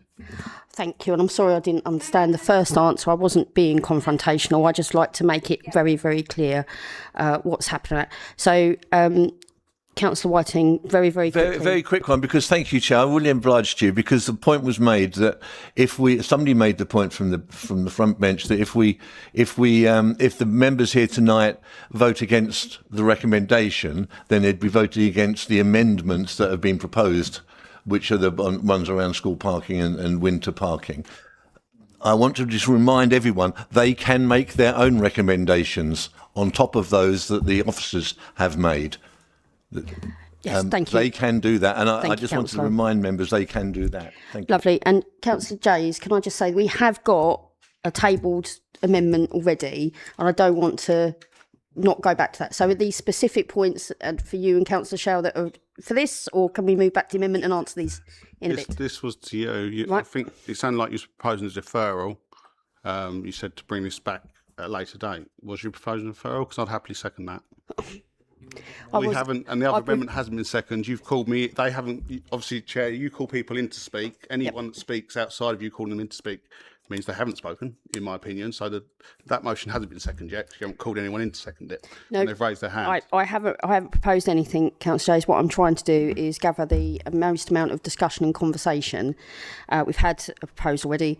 Councillor Shell, is this to this point, or can we come back to it? Yeah, I did in my original statement propose that we do pause this because we still have the legal challenges around Queenborough car park. We don't know who's right. We're not the legal team. So I think we should pause this decision until we have all of the facts and we're in a better position to make that decision. Okay, so that wasn't seconded at the time, Councillor Motterson, and we've got an amendment already on the table to be discussed. So I don't think it's fair. I think Councillor Hunt and Councillor Bowen have been incredibly patient, actually. So let's go back to the original. I'm not ignoring you, Councillor Shell. I'm just saying that let's talk about the stuff that's on the table first, if that's okay. So, Councillor Hunt, would you like to remind us of the amendment that you were proposing, please? Yep. So the amendment was that. Find it. That's the wording at 2.13. Proposed that wording, and we also had Front Brent's car park, which is delegated to officers and the ward member and the chair of yourself to see what times would work for the nursery in that area. But whilst I'm also proposing that, I'll also propose recommendation 1 and 2 at the same time to just do it all in one. And hopefully Councillor Bone will still second if we add those in all together. So, just to clarify that with the officer, if we go ahead with Councillor Hunt's proposing 1 and 2 and the amendment... Sorry, it's just number 1, isn't it? Yeah, isn't it? Sorry, recommendation... 1 with the as amended. With the amendment. Does that mean that removes all discussion regarding the substantive? That becomes the substantive. But then people could discuss the substantive, or is this the vote? Lovely. I just don't want to take away the councillors' right to discuss it further by my misunderstanding of what's going on. So I'm just looking for clarity and making sure I do the right thing, everybody. So, seconded by Councillor Bowen. Lovely. So, next stage is taking a vote for this. Discuss. So would anybody like to talk to the amendment or any comments or questions regarding the amendment? Councillor Jones? Thank you. I wonder if the proposal and seconder would add some wordings there. It'd be nice if we didn't charge beyond 6 p.m. It'd be nice if the first 20 minutes were free, as that would stop the effect on takeaway owners. The school hours proposed I don't think are reasonable for the school. The school start time, they have to go in between 8:30 and 8:50. So if they've got to go in at 8:30, starting the free parking at 8:30, if we've got a over-eager enforcement officer standing there at 25 minutes past 8 when all the parents have got out of the car and walked off, he's going to have a field day with ticketing. And school kick-out time is 3:20. So if you end up talking to the teacher and we've got a parking enforcement officer standing there waiting for 3:30, if you're stuck talking to the teacher, you're getting a ticket. So is that not covered by the fact that we're going to go for discussion with ward councillors around? No, we only agreed to go to discussion with the Faversham ward councillor, not with the Queenborough ward councillor. I'm surprised we haven't got our facts straight from the school rather than in this report, which the times seem unhelpful. And I know we're going to go round and round in circles in an hour, but for at least the next hour, but I really think this should have been discussed properly at a working group, to read the consultations. I mean, it's great to do this in public and go on late into the evening. We've still got a further 2 agenda items. I know I can't propose a deferral now, but I really think this needs better thinking out. And I wonder if the proposer and seconder will accept my amendments. Can we bring the officer in and then have a think about that? Taking those in reverse, it's absolutely within the committee's gift to make an amendment to the times for halfway car park. So if 3 till 4 makes a more sensible window for the pickup, absolutely happy. It's the same principle as 2:30 to 3:30, and that's taking your local knowledge in terms of that. So no concerns from an officer point on that. The other proposals fundamentally change the budget position on the decision. Clearly, reducing down the time of charges, offering free sessions means that you don't have those financial implications in front of you. So it will be very difficult to make a decision on that. Right. So, Councillor Whiting, thank you. Going back to the proposal and seconder, you've had a question from Councillor Jays. Would you consider any amendment? Yep, I think it makes sense. I mean, our car parking times are from 7 a.m. Till 10 p.m. So it would make sense to not have charges at those times, so from 7 a.m. through till 9:30. Just trying to bring it back up again. Through to 9:30, because it doesn't make sense to have enforcement officers out at 7 o'clock in the morning to see if there's anyone parked there, and then go through till 8:30. Then say you can park there then. So maybe 7 a.m. rather than bringing the charge in and then till 9:30 a.m. to give people a chance to drop off at school, especially if there's a breakfast club as well. Does make more sense. And again, it's the same with drop off. If that's 2:30 through till 4 o'clock, because there's other time you get out of school, makes more sense. So happy to do those changes. Lovely job. Just making sure we've got those amendments to the amendment that were proposed by Councillor Jays. Councillor MacDonald. Yeah, in view of all these changes and things, quite frankly, I understood that this committee was going to discuss the making the traffic order or approving the traffic order. Well, clearly you can't do that until these things are sorted out. So I will refer to whether it's a proposition or not, I don't know, but I will refer back to officers because, as far as I was aware, amendments can be made, and the traffic order still can be made based on amended work, as per most committees. Sorry. Yep, I'm getting a nod. So we can make amendments as we go, even though this is discussing a traffic order. So unless anybody else has got any comments or questions, we can go to the vote based on Councillor Hunt proposal, seconded by Councillor Bowen. No. So those in favour of the proposed amendment? As amended.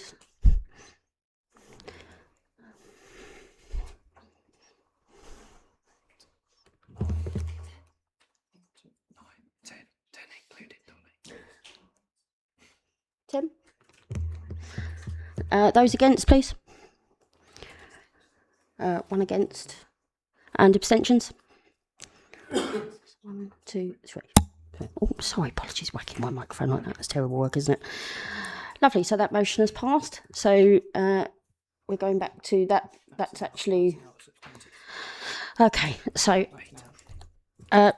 actually, the first person I'm going to go back to is Councillor Marchington first, because he was waiting on the other side of that debate. So Councillor Marchington, then it will be Councillor MacDonald and Councillor Hunt. I'm afraid, Chair, that the situation tonight is against me making any comment in a way, because I was under this impression it was going to be a consultation to be discussed on. We're not discussing, we're just being told what it is. And the other amendment runs totally against every single person that voted me onto this council. I've let the whole lot down. So I can only abstain the whole vote tonight. Thank you. Thank you, Councillor Marchington. Not at all. Councillor MacDonald. You wanted me to propose that the traffic order is... Oh, no, that's okay. I had you down that you wanted to ask a question. If you don't ask a question, we can come back to that. No, and then... I think it's at the moment there's all sorts of problems, so they need to be sorted before the traffic order is endorsed. Have you got any specific questions you'd like to ask the officers? No, just in general. Councillor Hunt, you had your hand up next, then Councillor Bowen, then Councillor Jones. I just wanted to check with Robin, really, but what I proposed was that I proposed recommendation 1 with those amendments, and that was seconded. So what's actually been voted on is the whole thing already, as amended. I think I was clear that I said recommendation 1. No, you vote on the amendment, and the amendment then becomes the substantive, and then obviously you're back on the substantive. So it wouldn't be a fait accompli that the whole thing is finished on the back of one vote anyway, because it then becomes the substantive motion or the substantive recommendation, and then you continue.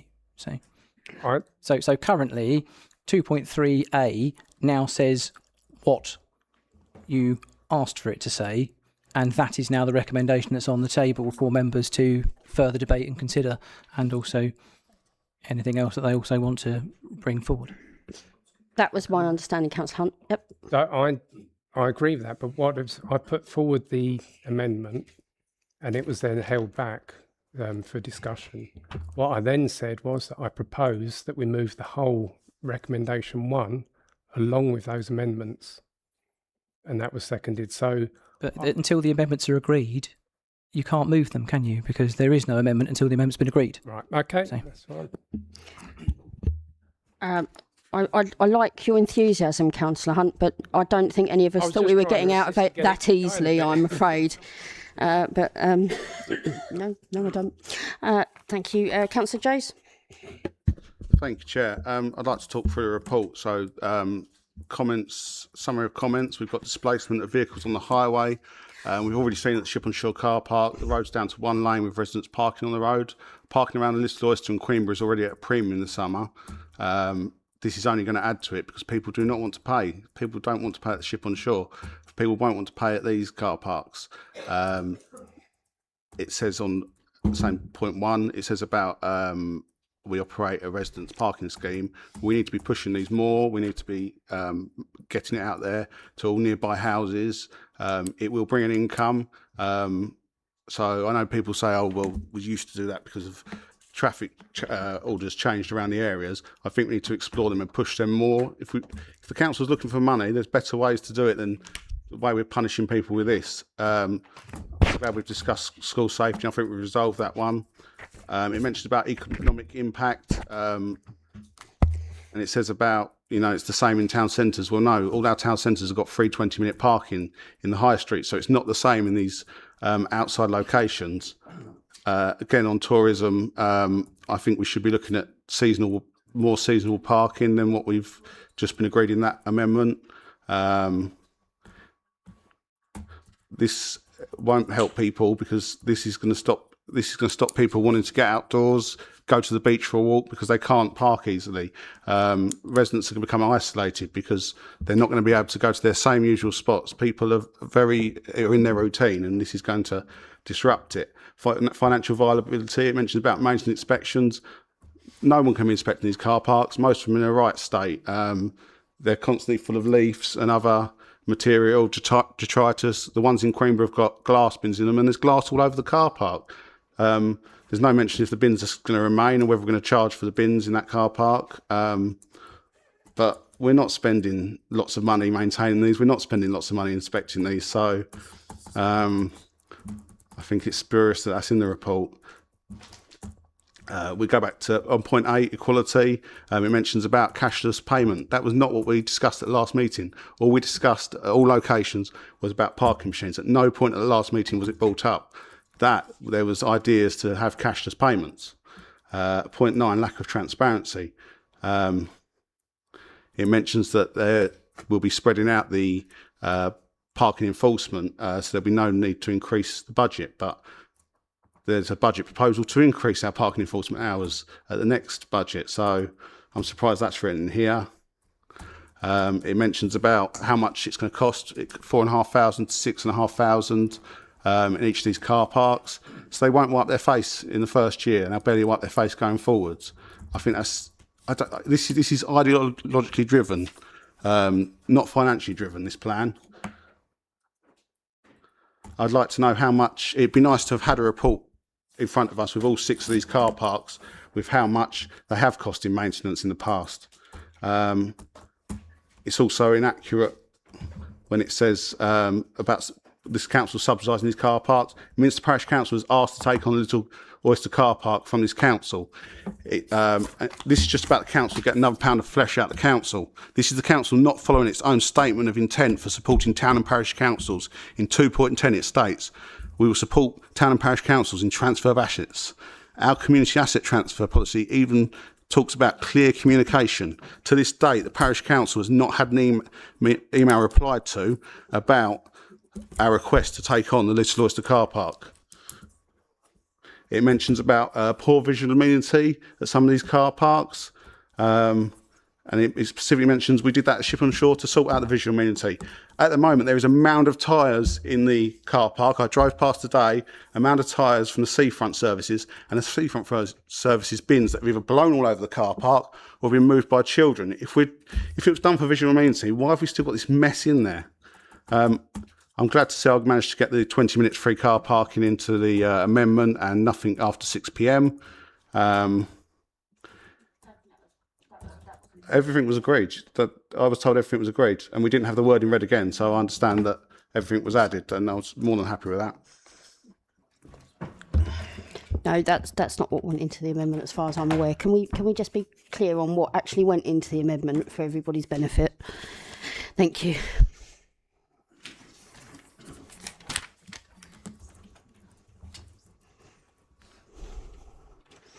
And while that's happening, I'm glad you mentioned that the tyres in Ship on Shore were collected by the beachfront team. I've had a number of residents to ask me if they were fly tipped. They're not fly tipped. That's what the beachfront team have collected. How long before they're on fire?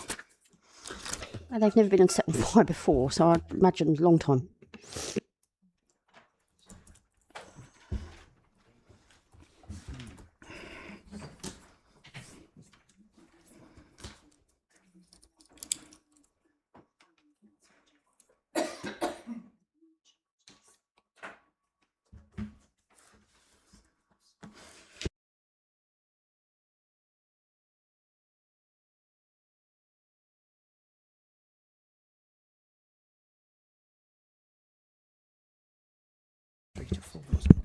Chair, that it was, as was written, but with the amendment that the no charging would be from 7 a.m.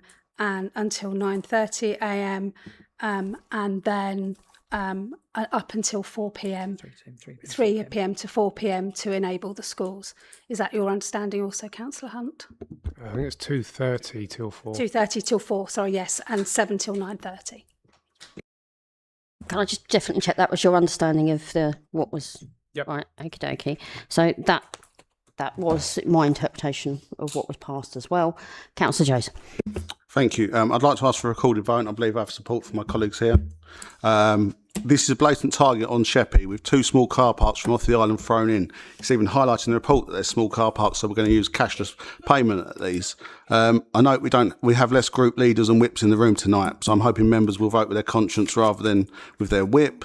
I think I welcome the change to seasonal parking at the beach location. That would help out beach cleaning volunteers because the council clearly can't maintain the beach to a decent standard. We're reliant on volunteers.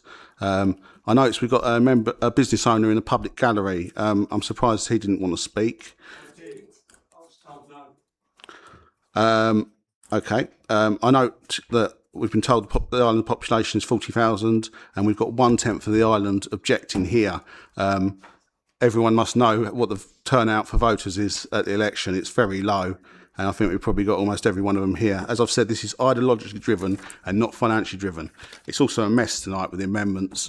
It should be deferred. It should go to a working group, and we should iron out things and bring a comprehensive report here that members can agree on. This is, like I say, this has just been done for financial reasons. I'd like to propose a deferment. I'm hoping I can get a seconder so we can defer for a working group to look at this mess. So there is a proposal for a deferment. Can I just confirm?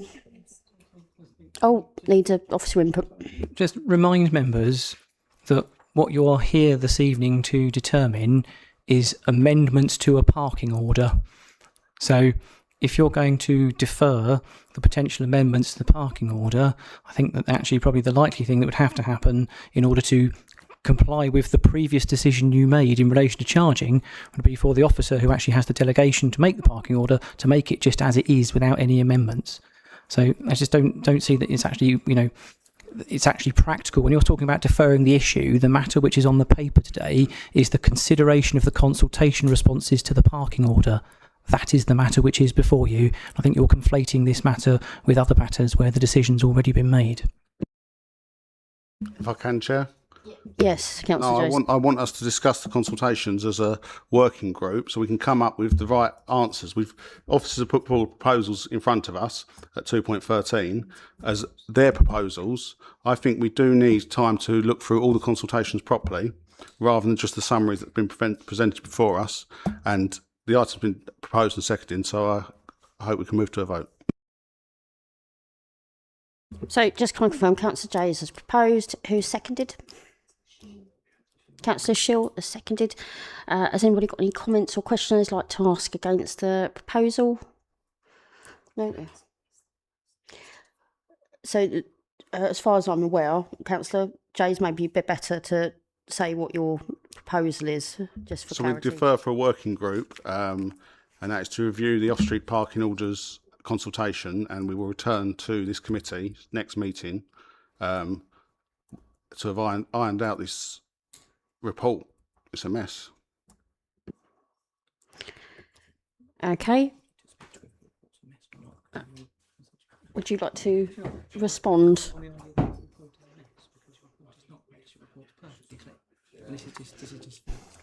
Thank you, Councillor Brown. Just let the officer respond. Yeah. I would just really like some clarity over which parts that you're unsure about in the report, because I believe that we've responded to each of the key themes with the information and made the recommendations on the each of the key points. So what would a working group be clarifying? It would go through the consultations, it would go through this report and make sure that we've got an all-party supported motion going forwards, proposal going forwards. So I'm just going to step in there. So to me, that statement of I don't feel this report is a mess. And excuse me, I am going to finish my point. I don't also like the idea that officers feel that they are being said that their work is a mess, when in fact they're not. They've put a lot of hard work into it, and this council often praises its officers for the reports it puts in front of members. And also, it's understandable that this is going to be a contentious decision. Of course it is. However, please don't conflate that with targeting people. Let's keep it to the work. Let's keep to it. So, again, you felt that the report was a mess, I'm hoping. Like rather than anything else, because it's confusing rather than a mess. Let's hopefully use that sort of language, because we're not here to no. So what we've gone back to which bit of the work is a mess. So which bit of it is confusing or misunderstanding. I don't think we normally ask individuals questions on their motion. It's been proposed and seconded. So I'm now going to further say, I beg we move.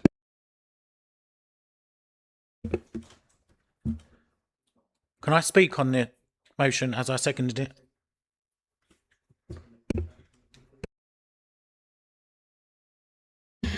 Councillor Shell, as you seconded, I'll take you first, then Councillor Bowen. Thank you. I am absolutely, totally confused, backwards, and I do not have a clue what we are voting on, what we are doing next. I don't think, hopefully, Councillor Jays was insinuating that the report as officers' work is a mess. I think, once again, what's happened is something that we're not great at, and that's communication. We don't bang our drum when we do good stuff, and we don't bang our drum loud enough when we're asking things. It's not our fault, officers' fault, or the public's fault that they've got confused on what this consultation is for, because generally, in my mind, a consultation comes before the decision. In this case, it has been done in reverse. I still stick by my original proposal in my speech that we need to withdraw the implication of this traffic regulation order until we've ironed out the legal frameworks with the Town Council and the Borough Council, and then come back, whether it's through a working group as Councillor Jay suggested, or whether it's through the Town Council, officers and legal, so that we come back to this committee with a clear legal understanding, not just the fact that the Town Council have looked at it today and officers have looked at it today and they've both come up with different conclusions. I'm not saying neither or either is right or wrong, but we need to clear up that mess before we implement this traffic regulation order. Councillor Bowe. Thank you, Chair. And I'm going to actually talk to the proposal.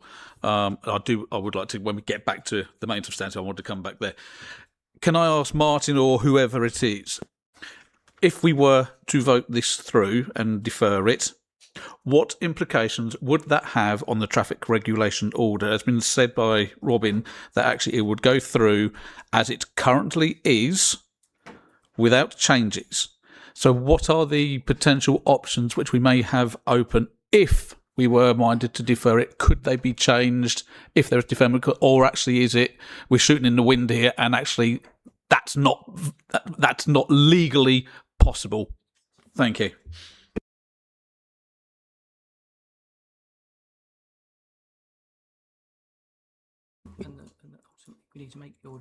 So can we have an officer respond?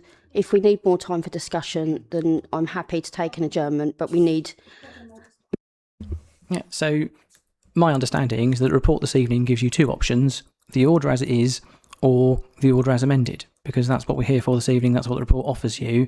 And ultimately, I don't actually realistically think that deferral is an option, because it has been agreed this evening that a decision in relation to the principle of charging has already been made, and that what that would effectively be doing is undermining the decision you previously made, in effect via stealth. It's like you're just basically stopping the decision you previously made through a mechanism of not doing the thing that you're required to do in order to enact the decision you previously made. So I think it's, to be honest with you, a highly questionable thing to do, questionable lawfully, and I think it is ultimately an attempt in reality to undermine a previous decision that you have made. The options on the table are the order as it is or the order as amended. And just to add on the legal point, there is no question that in 2003 there is a land registry that said Queenborough Town Council had rights, had ownership. It is also not in question that as of today, Swale Borough Council has ownership. That's not saying that there isn't a piece of work to do to understand how it changed. However, we've sought some legal advice today which said the proprietary ownership is with Swale Borough Council, and that's the situation. There isn't a question about that. There may be a question about how it moved, but the question we've checked today, and the land registry says it's ours, and therefore, in law, it's ours. So I'm not saying there's not a piece of work to do with Queenborough Town Council to understand how and when that changed, but the land registry, as of today, and that there is absolutely, definitely a document that said, it's either 2003 or 2005, my memory is playing tricks on me today, but it is that far back that it was Queenborough. There is definitely that document. That is not the document that's on the land registry as of today. Councillor Bowe, does that answer your question? Would you like to come back? It does, if I may quickly come back, and thank you, Larissa and Robin, for that. So I'm using your thoughts on this, Madam Chair. So in my mind, that then says we cannot, in good spirit, whether it's legal or not legal, defer this item because the traffic regulation order has been agreed and will be coming in because that is a decision that this committee has already taken. And to defer it would not stop that traffic order coming in. What it would do is stop the amendment, which we've agreed, from coming in tonight. That's my understanding. Okay, so we. Sorry. That's right. I'm stupidly responding to Councillor Whiting, and I shouldn't. Got no authority to speak at the meeting. No, so don't worry about that. So, do we offer the opportunity to change the proposal? Because otherwise, how can we take it? So, proposed and seconded, we're happy to go to the vote on it. Lovely. Apologise, Councillor Jays. Sorry, I was checking that to make sure that we could go to the vote. Apologise if it made it seem like I was trying to thwart your sorry, Councillor Stevens, really quickly, because we want to go to the vote and actually. Yeah, I'm still a little bit confused. I don't want to go to the vote and find out that the amendments we've put in are thrown out the window, because they are obviously the best options that we can get here right now. I don't want to go to the vote or defer and find out that they're going to go with the original amendments, because that's not what we want. What we want at the moment is these amendments here. Yes, we would like a referral, but obviously that's obviously not a good option, because as you're saying, it will go through with the existing amendments that have been in writing here. Is that correct? So the proposal to defer it for then the whole consultation to be considered by a working group and to come back with different options would plainly stop what has been agreed this evening. But I say, actually, my issue with it is it undermines your original decision, and therefore I think is questionable, even if it's legal. Yeah, because we voted on it and already agreed it. You've already agreed it, yes. So, this is a consultation on the potential amendments to the parking order. Yeah, so once we've made a decision, we cannot go back on it. The decision is binding for at least 6 months. Fine. In order to give people certainty in relation to decision making. I just want members to be clear of that, because obviously we don't want to go to a deferral situation and find out that we've lost the opportunity to get what we wanted.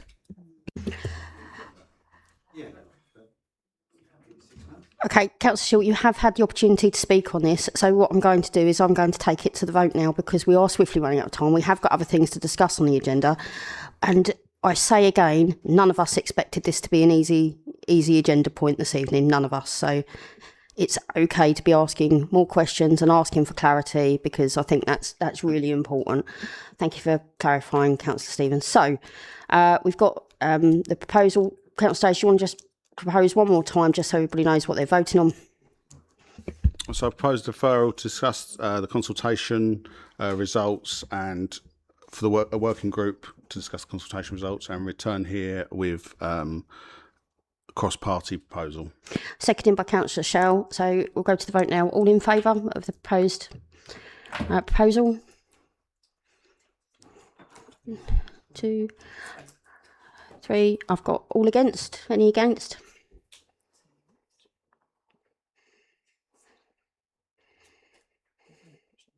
Abstain? 2. Okay, so that motion falls. Right, so Councillor Jays, you've had quite a lot of discussion. I'm just going to make sure we're going back to the substantive. And Councillor Bowen. Thank you, Madam Chair.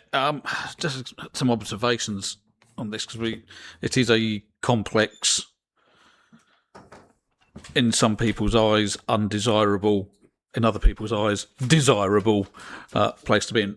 But I remind members that, again, the principles of all of this have been agreed. All we are doing tonight is 3.1 approve the charge changes suggested at 2.13 to the off-street parking order and delegate officers to proceed to has made order for variation 10. That's it. And when we sit in here, I mean, you talk about the 20 minutes. That's not Swale Borough Council. I understand that's Kane County Council. That's not within our remit. I object to the comment that was said people can't park easily. Yes, they can. It's just going to cost you some money. The same number of car parking spaces are going to be there. So that doesn't mean you're going to find it hard or difficult. It's just you're going to have to pay, which every or most other areas in Swale already do. I think it's already mentioned about the answer to Queenborough. I would like just to absolutely clarify that. So the comment I understand was that there is a possibility, whatever, that Queenborough Town Council own some of the car park by the library. And there's confusion whether that is right or not. Well, surely if that is the case, then we can then actually the Queenborough can have free car parking in their spots, but Swale would potentially have to charge in their spots, unless I think what I heard earlier was actually that's not actually the case that we've actually found in terms of the land registry, and actually it is Swale Borough Council, in which case that's a non-argument. So I believe it's in members' interest to see the different documents. I've got to say, I think that would clear up a lot of the issue. So can we show them? Can we show them the land registry, that what came back today, so that members can see visually what officers have had access to? Thank you. And thank you, Madam. In terms of the, we've had some feedback. We've taken some of that on. We've changed, as we've already agreed tonight, the changes to the time for the schools saying drop off and pick up. We've changed that. We've heard. We've actioned. We're doing. I don't subscribe, I'm sorry, to that we should be there to subsidise takeaways. But schools and things like that, absolutely. Dropping off to go and use the library. Well, in that case, what about Central Car Park, Central Avenue? Because that's by the library. Should that be free? Absolutely not. So I don't subscribe to that argument as well. But I can understand about the schools, and I think that's the right thing to do, and I think we've got that right. But I don't subscribe to the rest of it. And yeah, thank you, Madam. So, as far as I'm aware, as part of the work that came out today, whether it's in the report or not, I'm not sure. Maybe officers could back me up. There was an agreement with KCC that some of those car parking spaces would be in support of KCC building. So, can officers clarify that situation, please? Yeah, certainly, Chair. So apologies for those that are a bit further away, but there are basically four. What we've seen today is that there are four title deeds in the area. This one that I'm hovering over, which is the actual main library building, is very clear that it's in KCC ownership. There are then three titles which all three confirm Swale Borough Council as the proprietor, and that KCC and Queenborough Community Association Limited have rights of passage, both vehicular and pedestrian, across said titles, and also to bring services in, which is pretty standard, so electricity, drainage, etc. So that's the information in front of us, that on the green title, the one ending in 380 and the one ending in 024, all three are within SBC as the proprietor on the register. Title absolute. So that's the check we've made today. That is different to the information that Queenborough Town Council provided a couple of years ago, but that's shown as of today. I'm happy to show one of the. I'm going to stop sharing for a minute. I'm happy to show one of those titles, just if you wish to see it, or I can show you afterwards. But they all three show Swale Borough Council as proprietor of those titles. So on that basis, I would like to propose that there is a third change. So there is an A, B and a C, and that we have something where we absolutely provide this committee reassurance of this land issue that has cropped up.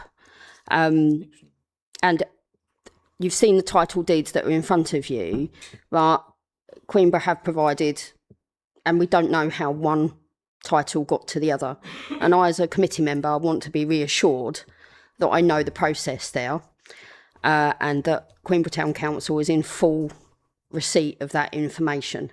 And I think that is part of being transparent about this. So how can we add that to make sure that work is carried out afterwards? Happy that officers take that away and liaise with Queenborough Town Council that they understand where we're at. Because I'm sure officers have to take that away and do that. I don't think that should be a recommendation in your... I'm happy for that to happen as long as we work out a mechanism that is reported back to this committee. Because I think I've gone round a lot of different people and they've got a... Would members, I'm happy for officers to do that, and I'm happy to bring that back in my chair's update to make sure that you know that I have actually monitored that has actually happened and that information has gone back to Queenborough, and there is a clear line of understanding between this council and Queenborough Town Council of how that has worked out, because I think that's a massive point of clarity for me. Does anybody else have any questions? Peter? Yeah, I think generally the titles, I assume, were originally obviously Queenborough Borough. They then became Queenborough with Sheppey when the councils were merged. And then, of course, when we were taken over by the newly formed Swale, the title would have changed. So all I will make sure myself later is the date when those titles were actually registered. So just from Queenborough Town Council's perspective, and hopefully Councillor Marchington, you'll back me up on this, Queenborough Town Council wrote to Swale twice to express, and they didn't receive a response. So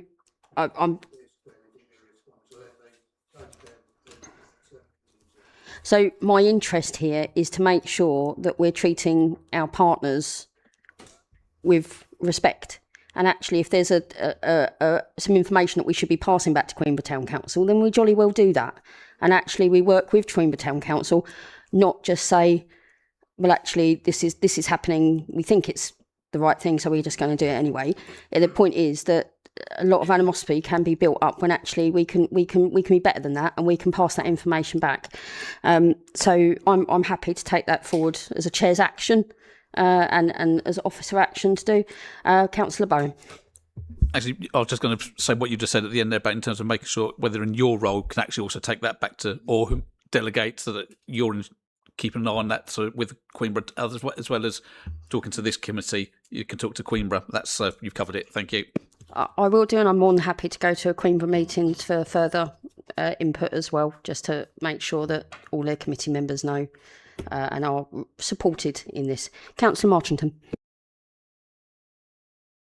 Shows the main building, the school which they own, and about a quarter of the car park area. Then another deed shows just an extension of that car park area, making it about twice the size when you add them together. But the whole thing is just literally the school building and an angle out towards the verge by the World Bank as such, and then another triangle alongside it. But they look quite kosher to me. I've got a few deeds myself, I didn't look at any dates. I didn't see any dates. The key is the date of Swale's search is today. So the reason why they're citing today is because they've done that land registry search today and come back with that information today. So members can be reassured that today that there is no question mark over that land, and I've been personally chasing it all day because I knew this would be an issue for this committee, because we want to make sure that things are done in a correct way, as absolutely we all do, and I did that on all members' behalf, cross party, just to make sure that we had the right information to give everybody tonight. And also I'll say that I've been fully supported by officers in that endeavour today, and there's been nothing but support and help given to make sure that we had the right information to show everybody for this evening's meeting. And I'm pretty proud of that teamwork actually today. Right, so if nobody... Oh, sorry, Councillor Jays, really quickly then, because we've got to move on to the vote. I hope not to speak after this. I'd like to propose a motion that we add halfway in Queenborough Library car park to Part B, and we only charge £1 an hour at these 6 car parks for at least the next 3 years, with charging stopping at 6 p.m. at all 6 of these car parks. And I've gone to the lengths to make sure I have a seconder for this, Chair. This is allowed under our parking policy. This is likely to make it more financially viable and certainly more palatable to residents.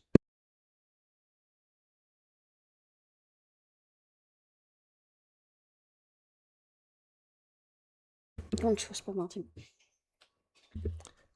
Yeah, so you talked about an hourly rate of charge there. That's not the remit of this committee. That's the remit of Policy Resources and full council in terms of looking at the fees and charges. So I don't think this committee can do that. So, and apologies, as you were talking, I didn't write the second bit down. So if you can just remind me. Yeah, so the second bit, I'm happy to remove that bit. As you said, that's fees and charges. So the second bit was charging stopping at 6 p.m. at all 6 of these car parks. But you're going to tell me that's fees and charges as well? I'm not going to tell you that's fees and charges. I'm going to tell you that this committee doesn't understand the budget implications of that at this point, because the decision taken was 7 a.m. to 10 p.m. We're amending the order based upon the feedback that we had. We didn't get that feedback during the order consultation. On a point, I know I shouldn't, but I just wonder what the budget implications of the amendment that was previously Councillor made. Whiting, I'd appreciate your input, but as a visiting member, it's for committee. Well,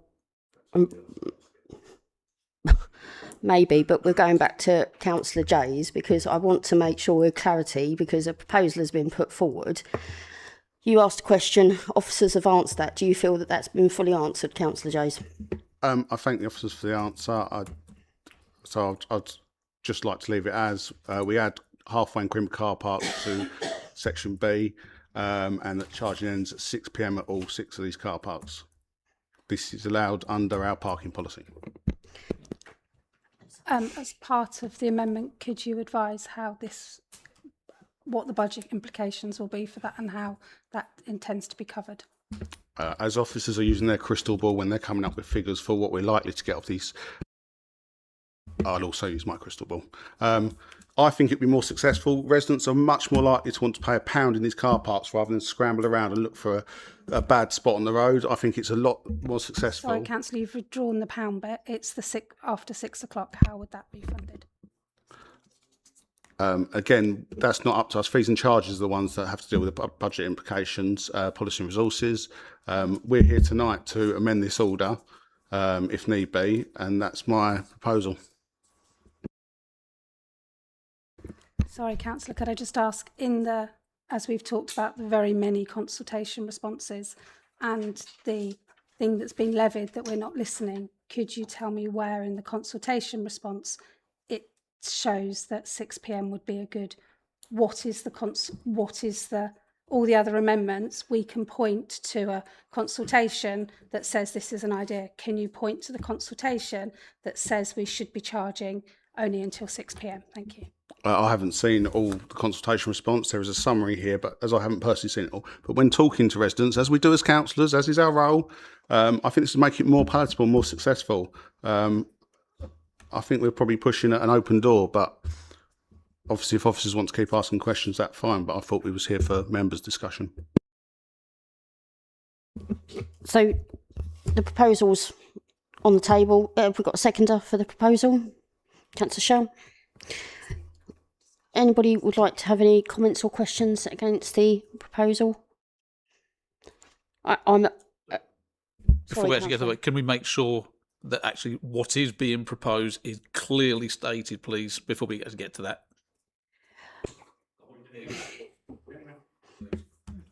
Are you happy with that, Chair? I am happy with that. I've got my own concerns around budget implications. So I would prefer amendments that have got budget implications to be submitted early so that actually they can be budgeted out. I'm not particularly referring to this motion. I'm referring to all motions, that actually it will be much clearer for members to make decisions and support or not support amendments if they've got a budget implication, to have that information available to them going forward for this committee's work, because it's very difficult, and I am not singling out any amendment. I'm blanket commenting against the work of the committee.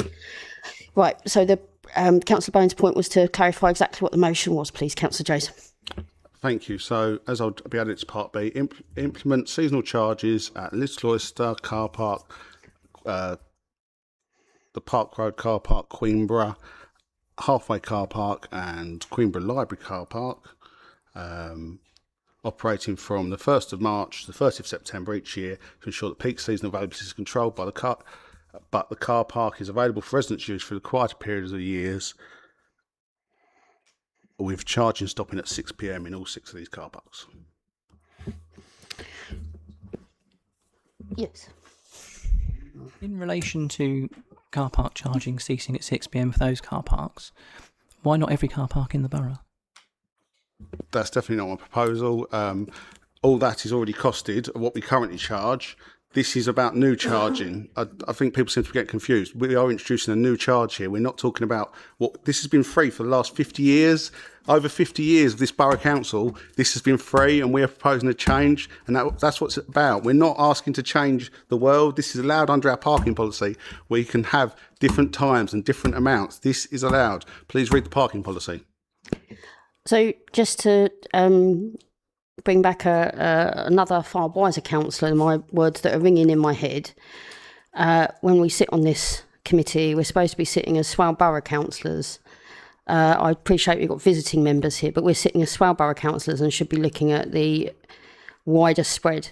So on that basis, I think it's very important that Councillor Jay's point is locational, but we have to bring back the point of parity across the borough, which has been brought before the ex-community committee in parking working groups before, has it not?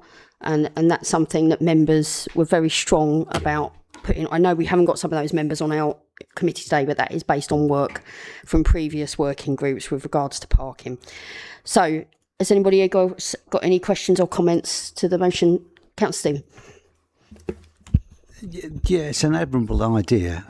Obviously, we've got a situation where we have car parks that have recently been changed to from free to fees, and no one's parking in them, which is unfortunate. I fear that we may have another situation here where we actually start charging. We're going to get nobody parking there. Okay, we've already agreed that we're going to charge them. If we get to a situation where there is nobody parking there, we're not getting any revenue in. Do we have the option then to change the costing and go for this 1 hour parking fee? So as far as I'm aware, and as far as the questions I've been asking, which are very similar to yours, is that this can be scrutinised at fees and charges going forward. Sorry, Lisa. Yeah, the answer to your question is yes. However, what we would do is bring a report before you with the data to show what the charges are, with options, with costed options for members to consider. So I'm aware of Councillor Jays on many occasions saying we shouldn't be making policy on the hoof. We would be, if you wish to change this further down the line, then there would be the opportunity to come with a costed, you could do this or you could do that, but then we could also do it for any other car parks in the borough that equally aren't being used. What history tells us is that there is always a dip, because people say, I'm not going to park in there. And then for convenience, people go, oh God, all right, then I will. You know, that tends to be what happens. I'm not saying that's what's going to happen here, but we would bring back a fully dated, fully costed proposal. Yeah, just when? And what's the timescale for that? I mean, that depends. So there's different ways you can do it. If there is a notice of motion, then we would, and that was passed, we would look at that.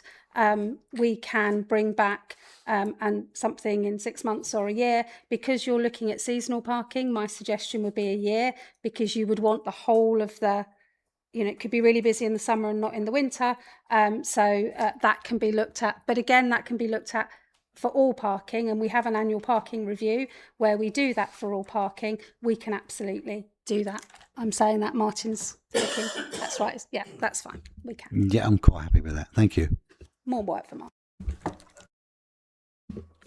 So just so you're aware, and all members are aware, I am talking about parking in a movement sense at Swale. I don't know what it was like at Community because I didn't sit on Community, but all things are up for grabs. I allow members to talk and bring things as much as possible and have as much discussion as possible. So under no circumstances am I ever going to say there's no way you can't change something, because obviously there is. There is always a point that you can come back to it, in my opinion. Right, any other questions or comments towards the motion? Councillor Hunt? Yeah, sorry, apologies. Thank you. Just on that point, we also need to remember at the last meeting when we discussed all these car parks, we did put in that we would be reviewing this in a year's time, however it fits in with the budget. So we've already made that decision to relook at this, because as I said then, we don't know what the income is going to be, and we need to get it in place to actually get that income to be able to make a decision whether it's worth it or not. So that has already been built in. Absolutely right. Should we take this to the vote then? Can I get a recorded vote on this one, please? I think I have the support of Councillor Marchington and Councillor Shield. Is that right, Councillor Marchington? So proposed by Councillor Jays, Councillor Shield.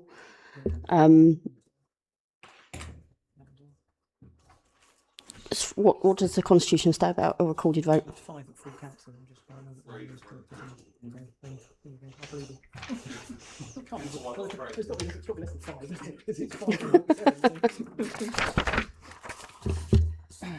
Lovely job. Okay then, so nice and clearly into your microphones.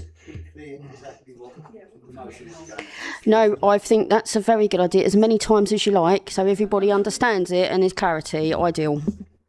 So we add to the recommendation on the table, which is in 2.13, Part B, and it's implement single charging at Little Oyster, Park Road Car Park, Queenborough Library Car Park and Halfway Car Park, operating from 1st of March to 30th of September each year to ensure that peak season availability is controlled, but the car park is available for residents' use for the quiet period of the year, with charging stopping at 6 p.m. in all 6 proposed car parks. Thank you. Are you happy with that? Councillor Cheeseman. Can I just clarify something? Yep. Because 6 is. Oh, was that Front Brents and the Sittingbourne one as well?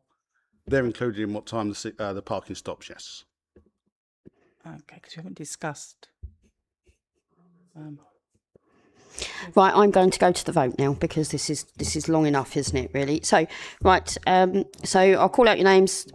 For, against, to abstain, nice and clearly. If I don't hear you clearly, I will ask you to repeat. So, Councillor Cheeseman.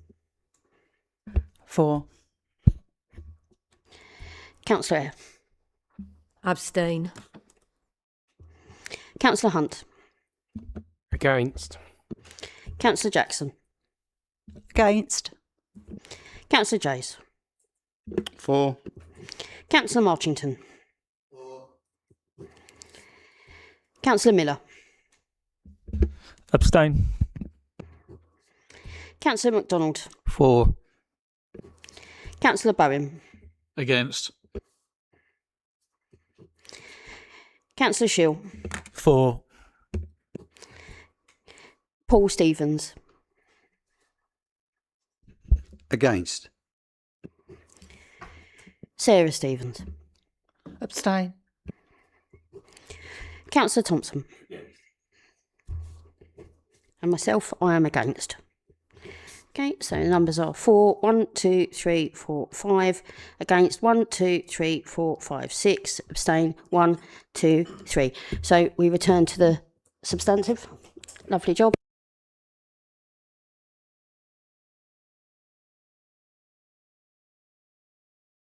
Okay, right then. So anybody else for comments or questions against the substantive with the amendment that has already been agreed, therefore making it the substantive? No other questions. So we're going to the vote. Would anybody like the recommendation read out for them so they know exactly what they're voting for? Yes, please. Absolutely. So could we have the recommendation read out, please? Thank you. Sorry, we will be having a break after this, members. And I apologise because I've already got a headache, so I must admit I'm with So you. the recommendation is, that's not what the recommendation is at all. It is to approve the parking charges suggested in 2.3 of the official parking order and delegate officers to proceed to a has-made order for variation 10. And 2.13 is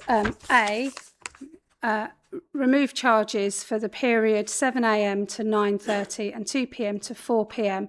at Halfway Car Park, Minster Road and Front Brents to help alleviate school safety concerns. Implement seasonal charges at Little Oyster and Queenborough Road Car Park, I can't read, from the 1st of March to 30th September each year to ensure that peak season availability is controlled, but the car park is still available for residents to use through quiet periods of the year.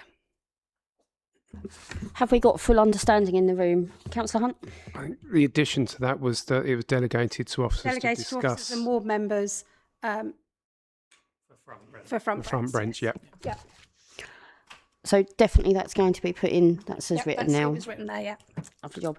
Just, I'm going to say again, does everybody understand what they're voting on this evening? Thank you. So we are going to go to the vote now. Need a proposer and a seconder, please. Councillor Hunt to propose, Councillor Thompson to second. Right, all in favour of the recommendations, Sorry, please. Chair, I asked for a recorded vote earlier.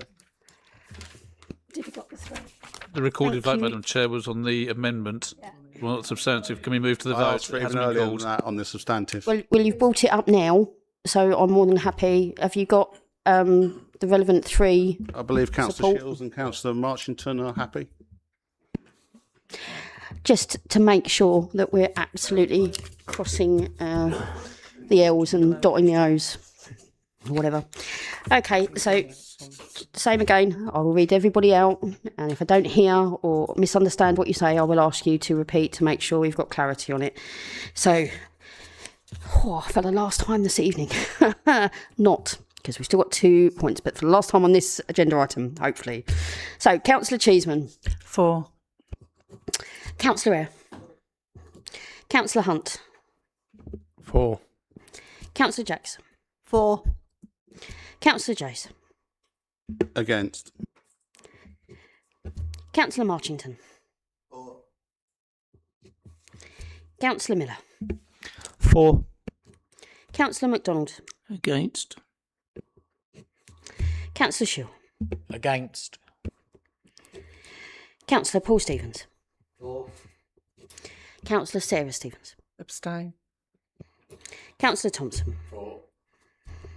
And myself is for. I'm for as well, Madam Chair. I'm sorry, I've got Councillor Neil's name crossed out and yours not put in. I do apologise. I've just read that like a book, haven't I? Sorry, Councillor. So just for the clarity, Councillor Bowen. I'm still for. Thank you very much. Apologies, you're certainly not sidelined. Okay, 1, 2, 3, 4, 5, 6, 7, 8, 9. So it's 10-4, 3 against, and 1 abstain. Okay, so that motion is passed. That is definitely a 10-minute break, members. But before you go, I will just say thank you very much, and thanks everybody who's attended for that. It was never going to be an easy item to take tonight, so well done, everybody. See you in 10 minutes.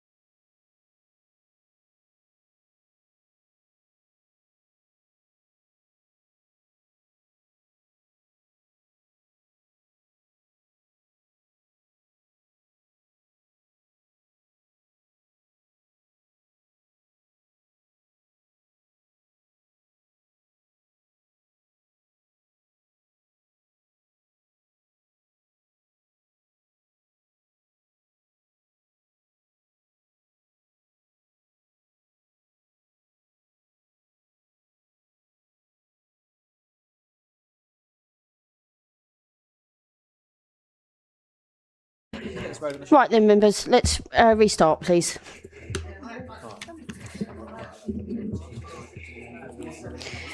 Okay, so we're going to move on to item 10, which is the annual parking report. Just make sure we've restarted. Yep, lovely job. Can we have the officer to introduce the report? Thank you. I will keep it brief. This is the third version of the annual report. It takes a similar format to the previous two. It covers the period April 24 to March 25. In summary, the key stats shown within the appendix show an upward trend with more cashless transactions than ever. 79% of transactions are done cashless. Higher number of electric vehicles charging and increased usage of our car parks from the previous year. Happy to take any questions on the report. Thank you. Members, have we got any questions or comments against the report, please? I've got my usual one, so I'm more than happy to pose a question. It'll be very quick, don't worry. In the report, it looks at heat maps with regards to, from my opinion, where parking operatives have been in the borough. My concern with that, obviously, is how are we making sure that our parking operatives are actually getting out the car as opposed to just driving around? How are we ensuring against that? Have we got rules to make sure that they actually are walking around these areas? Thank you. Yeah, so obviously there is supervision of each of the operatives. They, if they were just driving around, then we wouldn't see any issued PCNs, penalty charge notices. Obviously, they do need to see something to be able to issue one of those, and they can often see that on a drive-by.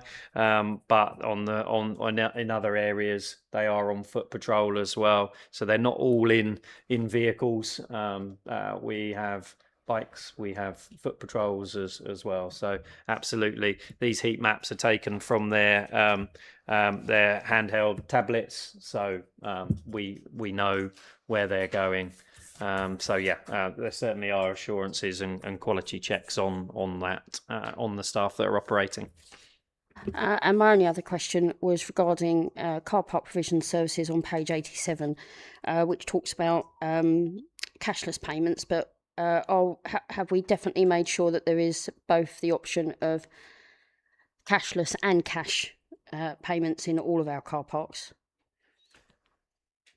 So I believe this was touched on earlier. The vast majority of our car parks offer parking machines and the cashless parking option.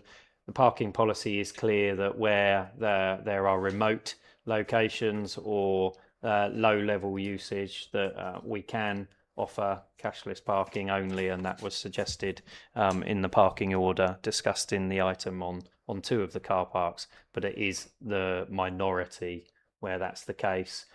Where there are cashless only parking, there are generally nearby car parks that offer all forms of payment, and therefore users have a choice whether to use a cashless parking car park or a machine-based one.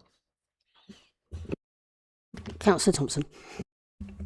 I was just looking at the demographic of vehicles used, and I wondered, I think it was something we brought up a while back, I'd seen about some number plate recognition systems and understanding the information from DVLA regarding emissions. I just wondered if there's any way we can put anything forward for the future, just around residents' parking scheme, a tiered system of the type of vehicles that pollute, because as we know, air pollution is a problem, and diesel vehicles are still at 40% and petrol 49%. Just a note for the future, maybe, where that's something we can do. Cheers. Yeah, correct. There are boroughs that have tiered structures for more polluting vehicles, so it's something that could be considered by members when they set the fees and charges. On for the future. Councillor MacDonald. Yeah, I just wanted to clear the thing about the cashless. Can I use the debit card? Yeah, so all of our machines that were replaced allow you to use a debit card on the machine, so you don't have to use a smartphone if you don't have one. The cashless parking provider also offers a telephone line, so any standard telephone you can ring up and pay with a debit card. So yeah, there's a whole range of different options of payment.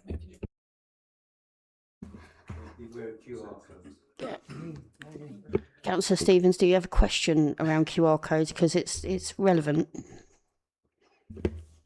Yeah, that's the easiest way to con you out of money, and they're easily changed. They're easy. Another sticker on it. I never use them. I mean, to be honest, I use Ringo. It's an easier way of doing it, and it's done instantly, and it does remind you when you need to top up. It's great, you know. So yes. Yeah, I'm really pleased to say that you'll not see a single QR code on our machine, and if you do, don't go anywhere near it, because it will absolutely be fraud. Our operatives that obviously inspect the car parks on a daily basis, that's part of their routine, is to check the machines for that. So if they're on there, they're very rarely on there for a long period. And the council has a policy that not to use QR codes for anything that will then end up in a form that takes payment. So as an example, for this committee, you've heard about QR codes on litter bins. The form doesn't take you to anywhere that says, please pay £100 to report this litter bin. So that one's fine, but anything that leads you to an actual payment form, we won't use QR codes.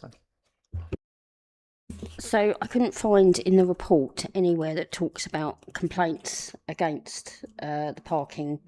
Have I missed that? So within the table on page 93, you'll see the number of appeals received and then the number that go to what's called the Traffic Enforcement Centre. That's an independent tribunal, ultimately, that residents can if they believe it's been wrongly issued, can go to. What I haven't included is the number of complaints directly to Swale Borough Council, but it's something we can add for future years. I feel that sometimes our enforcement officers, they're in a very precarious position, because I think and I can hand on my heart say, in my lifetime, I have had words with parking officials. Definitely know my husband has. So I think it's relevant that we're also including complaints, because complaints against PCNs are one thing, but for example, there needs to be some sort of clarification around how we are supporting our staff and making sure that if complaints are received, there is an appropriate complaints procedure, so that the parking officials don't have undue robust conversations with members of the public, that they can be signposted to a complaints procedure if they feel that they're not being served in the way that they would expect, should I say. So I'm grateful for that. That would be really useful. I also think that when we're talking about parking, there's been a number of questions from members over various committees actually that look at if we're refurbing car parks and putting in new things, that is this parking report where we can make crystal clear where that money is coming from. I'm assuming that when we're talking about the projects, they come forward independently, so they are talked about there. But do we have any sort of information we can pass to members around if car parks are making their money, or and where that money is coming from for refurbing or relaying car parks, or for instance putting in new cash machines, etc. Yeah, I mean certainly we only give the high level data in this report in terms of expenditure and income, but it's information that we hold. And just to come back on the complaints process, you'll note in the report every year we talk about the code red, code yellow and code blue incidents against our operatives. we have a really good support package in around our operatives in relation to those incidents, whether it's verbal, physical, etc. So on page 85 of the pack 7 of the report, it talks about the numbers. There were still 18 code yellow incidents, which involved high-level threats of physical attack, and there were 8 code red incidents, which involved actual physical assault. One down on last year, but it remains a problem, and that's why they wear the body-worn cameras, and that's why we have a strong support package around them. And obviously, if somebody, so there is a clear difference. A complaint isn't, I think you've given me a penalty notice in error. That's an appeal.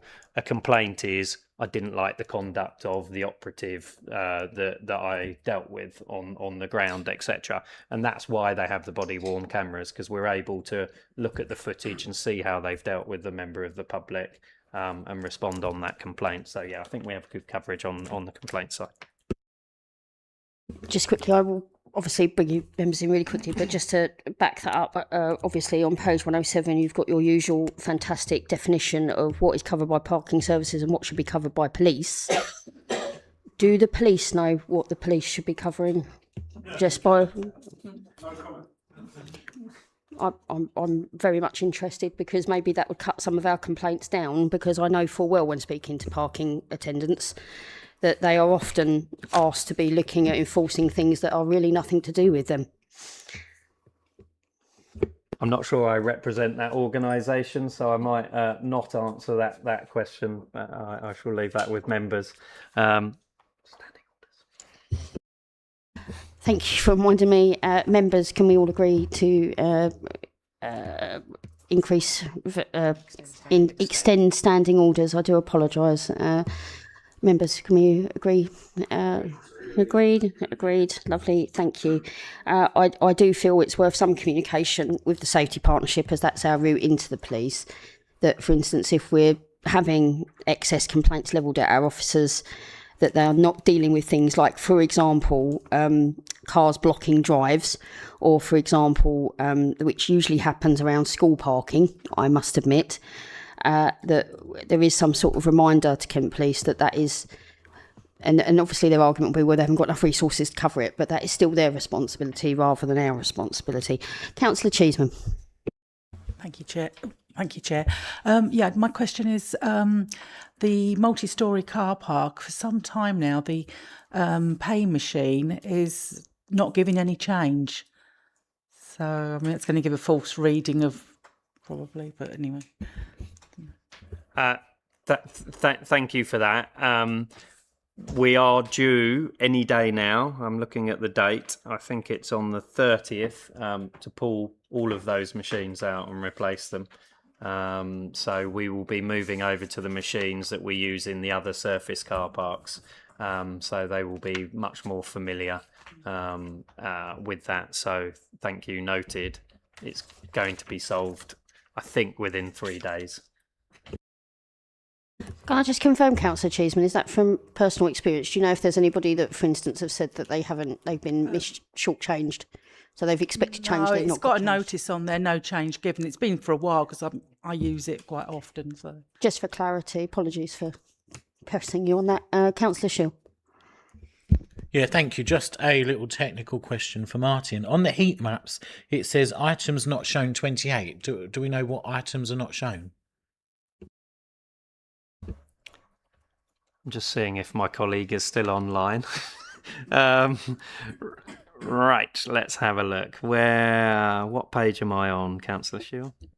On any of the heat maps, it says at the top, items not shown. I'm happy for you to come back at a later date. I just wondered what it was.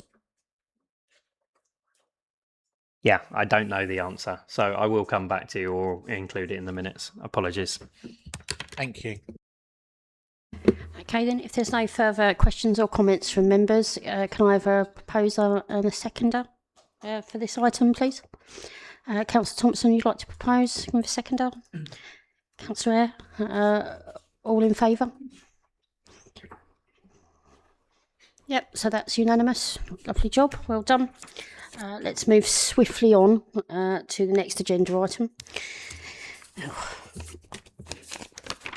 which is provision of minor maintenance and cleansing of public conveniences contract. Delegated authority to award contract. Please could the officer introduce the report? Thank you, Chair. So this committee discussed public conveniences at the July and November meetings. The outcomes of that latest meeting led to a contract specification being drawn up and advertised on the business portal. This opportunity is still being advertised and it closes on the 12th of February. I'd like to just remind members that the current contract ends on the 31st of March 2026. Once the bid submission date passes, the bids will be independently scored by 3 officers based upon a predefined scoring process. Whichever company submits an accepted bid and scores the highest, then that will be the company to win that process. Due to the estimated value and length of contract, policy dictates that the administrative process of awarding that contract would usually take place at this committee.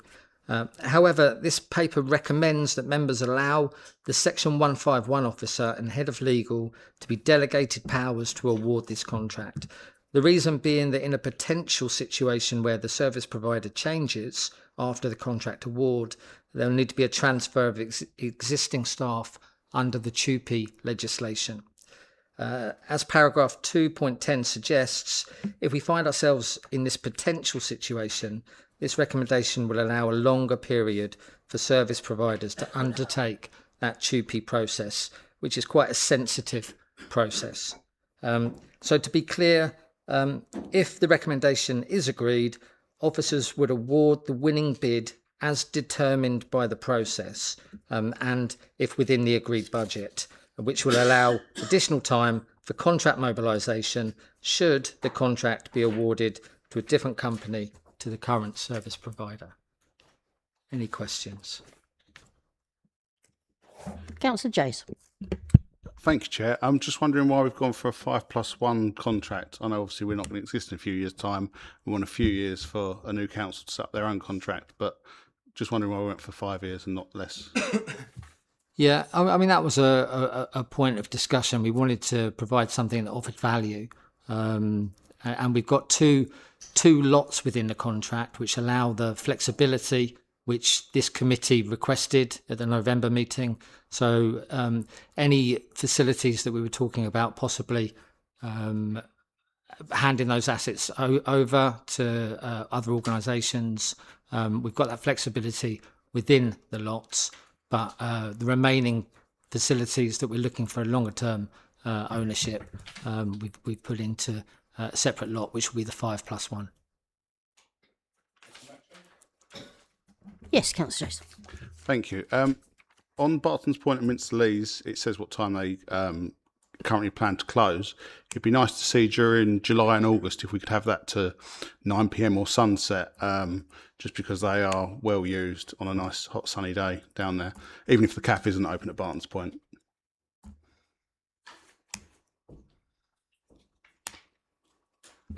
So, sorry, just on that point as well, can I remind members that the radar key scheme is only in operation on one of the toilets at Barton's Point, which would, if they were on all of the toilets across Swale, that might ease access issues for these toilets. Thank you.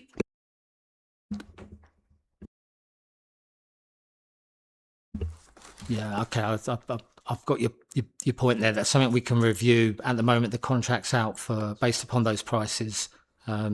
We did ask for some comments on opening times, and we didn't get that response back. Thank you, Councillor Jace. You want to come back? Yeah, final point. I'm just wondering what improvements are being made on these sort of relics. You know, I've used some of these lately. The one by the library, there's more holes in the wall than there is tiles. Queenborough toilet must be being held on with chewing gum. There's a push button for what should be soap. They are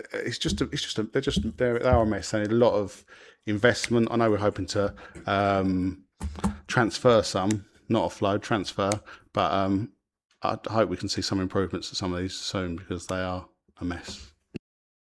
You want to come back? Yep.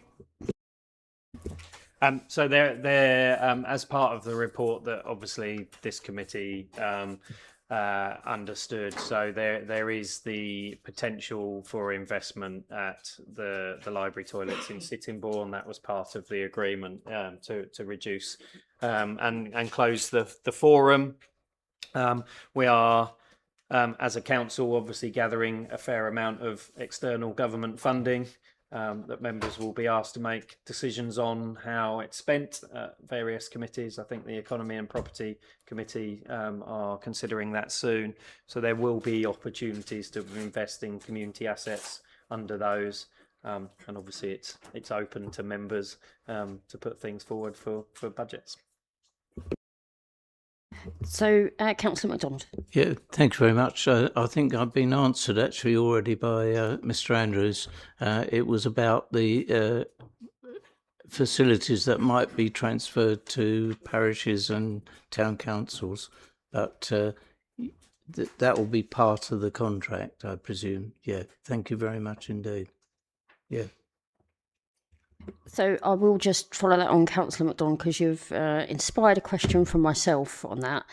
If the contract is 2p'd over, how does that affect towns and parishes that do take on the assets? Because on the figures that were given by Swale to towns and parishes not so long ago, the cost of maintaining that has probably taken some of those towns and parishes out the running for bidding for those public conveniences. So the ones that do take them on, what would be the legal implications for those towns and parishes going forward, that they're in fact taking on that element of the contract as well? Or have I misunderstood? I'm quite happy to say that I've misunderstood. I'm not an expert in TUPE by any stretch of the imagination, so it's a very complicated subject, but I think the TUPE legislation would apply, but you'd need to tease out the detail of how many hours various officers spent at various facilities, which might be the subject of asset transfer. So is this one of the elements that kind of cross between us and economy? Because that's a more difficult conversation, because obviously we want these facilities to be available for towns and parishes to take on, but I'll just take the figures that I know about. Sorry, members. Rose Street toilets are looking at £88,000 for their town to take on. That is obviously not a sustainable amount for a town or a parish to take on at their current precept level. Are we in fact agreeing to something that will make that asset transfer impossible, or have we got any sort of extra information that we can add? If that's the case, then we just need to be upfront about it, really. So we have no option to opt out of TUPE, so TUPE applies regardless of whether we want it or not. So there's nothing that nothing on the decision that you're making tonight around whether we can include something or not include something. It would apply regardless. Clearly, that would be a negotiation point between the organisation to accept the transfer and Swale. I know that our property team have met with a number of towns and parishes already, and clearly that would be a matter for debate on those individual basis. But yes, absolutely, it would apply. So on the basis of that, then, can we agree to go to the teams that are dealing with towns and parishes and saying if this is additional information that they have not considered, then it's important that is made crystal clear to them, because towns and parishes do not come with a legal department. So, for example, it's really important that any sort of budgetary changes for them are done under a duty of care from Swale. We shouldn't just be saying, well, it's their job to ask the right questions. We need to provide the right information too. Apologies, Councillor Shield.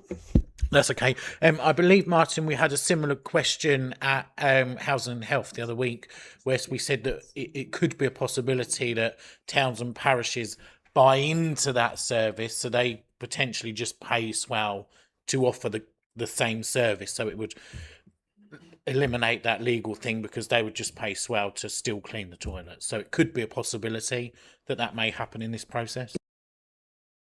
Yeah, certainly we've done it with our grounds maintenance contract where parishes have wanted additional grounds maintenance in their areas, so there's nothing to stop that. Members, I'm quite happy to write to the Chair of Property and Economy to ask that question, to make sure that's being considered on communication to towns and parishes on this point. I would hope you would all agree that is a right way forward to make sure, and then I will come and put that back in the Chair's update to keep you updated. And I'll also be taking it to the joint Chairs meeting when we discuss our service committees all together, to make sure that we're doing that cross-committee work that these 3 service committees are supposed to be looking at in the bold new way forward. So I'll take that on as a Chair's action. That's not a problem. Do we have any other comments or questions regarding this report? No. So looking for a proposer and a seconder. Councillor Jace to propose. Councillor Miller, would you like to second? Job. All in favour? I think that's unanimous. Sorry, can we just one more time, just so make sure, Councillor Marchington? Yeah. Yep, all in. So that's unanimous. Thank you very much, members, and that concludes our business for this evening. Thank you very much. Meeting closed at 5 minutes past 10 of the hour. Thank you.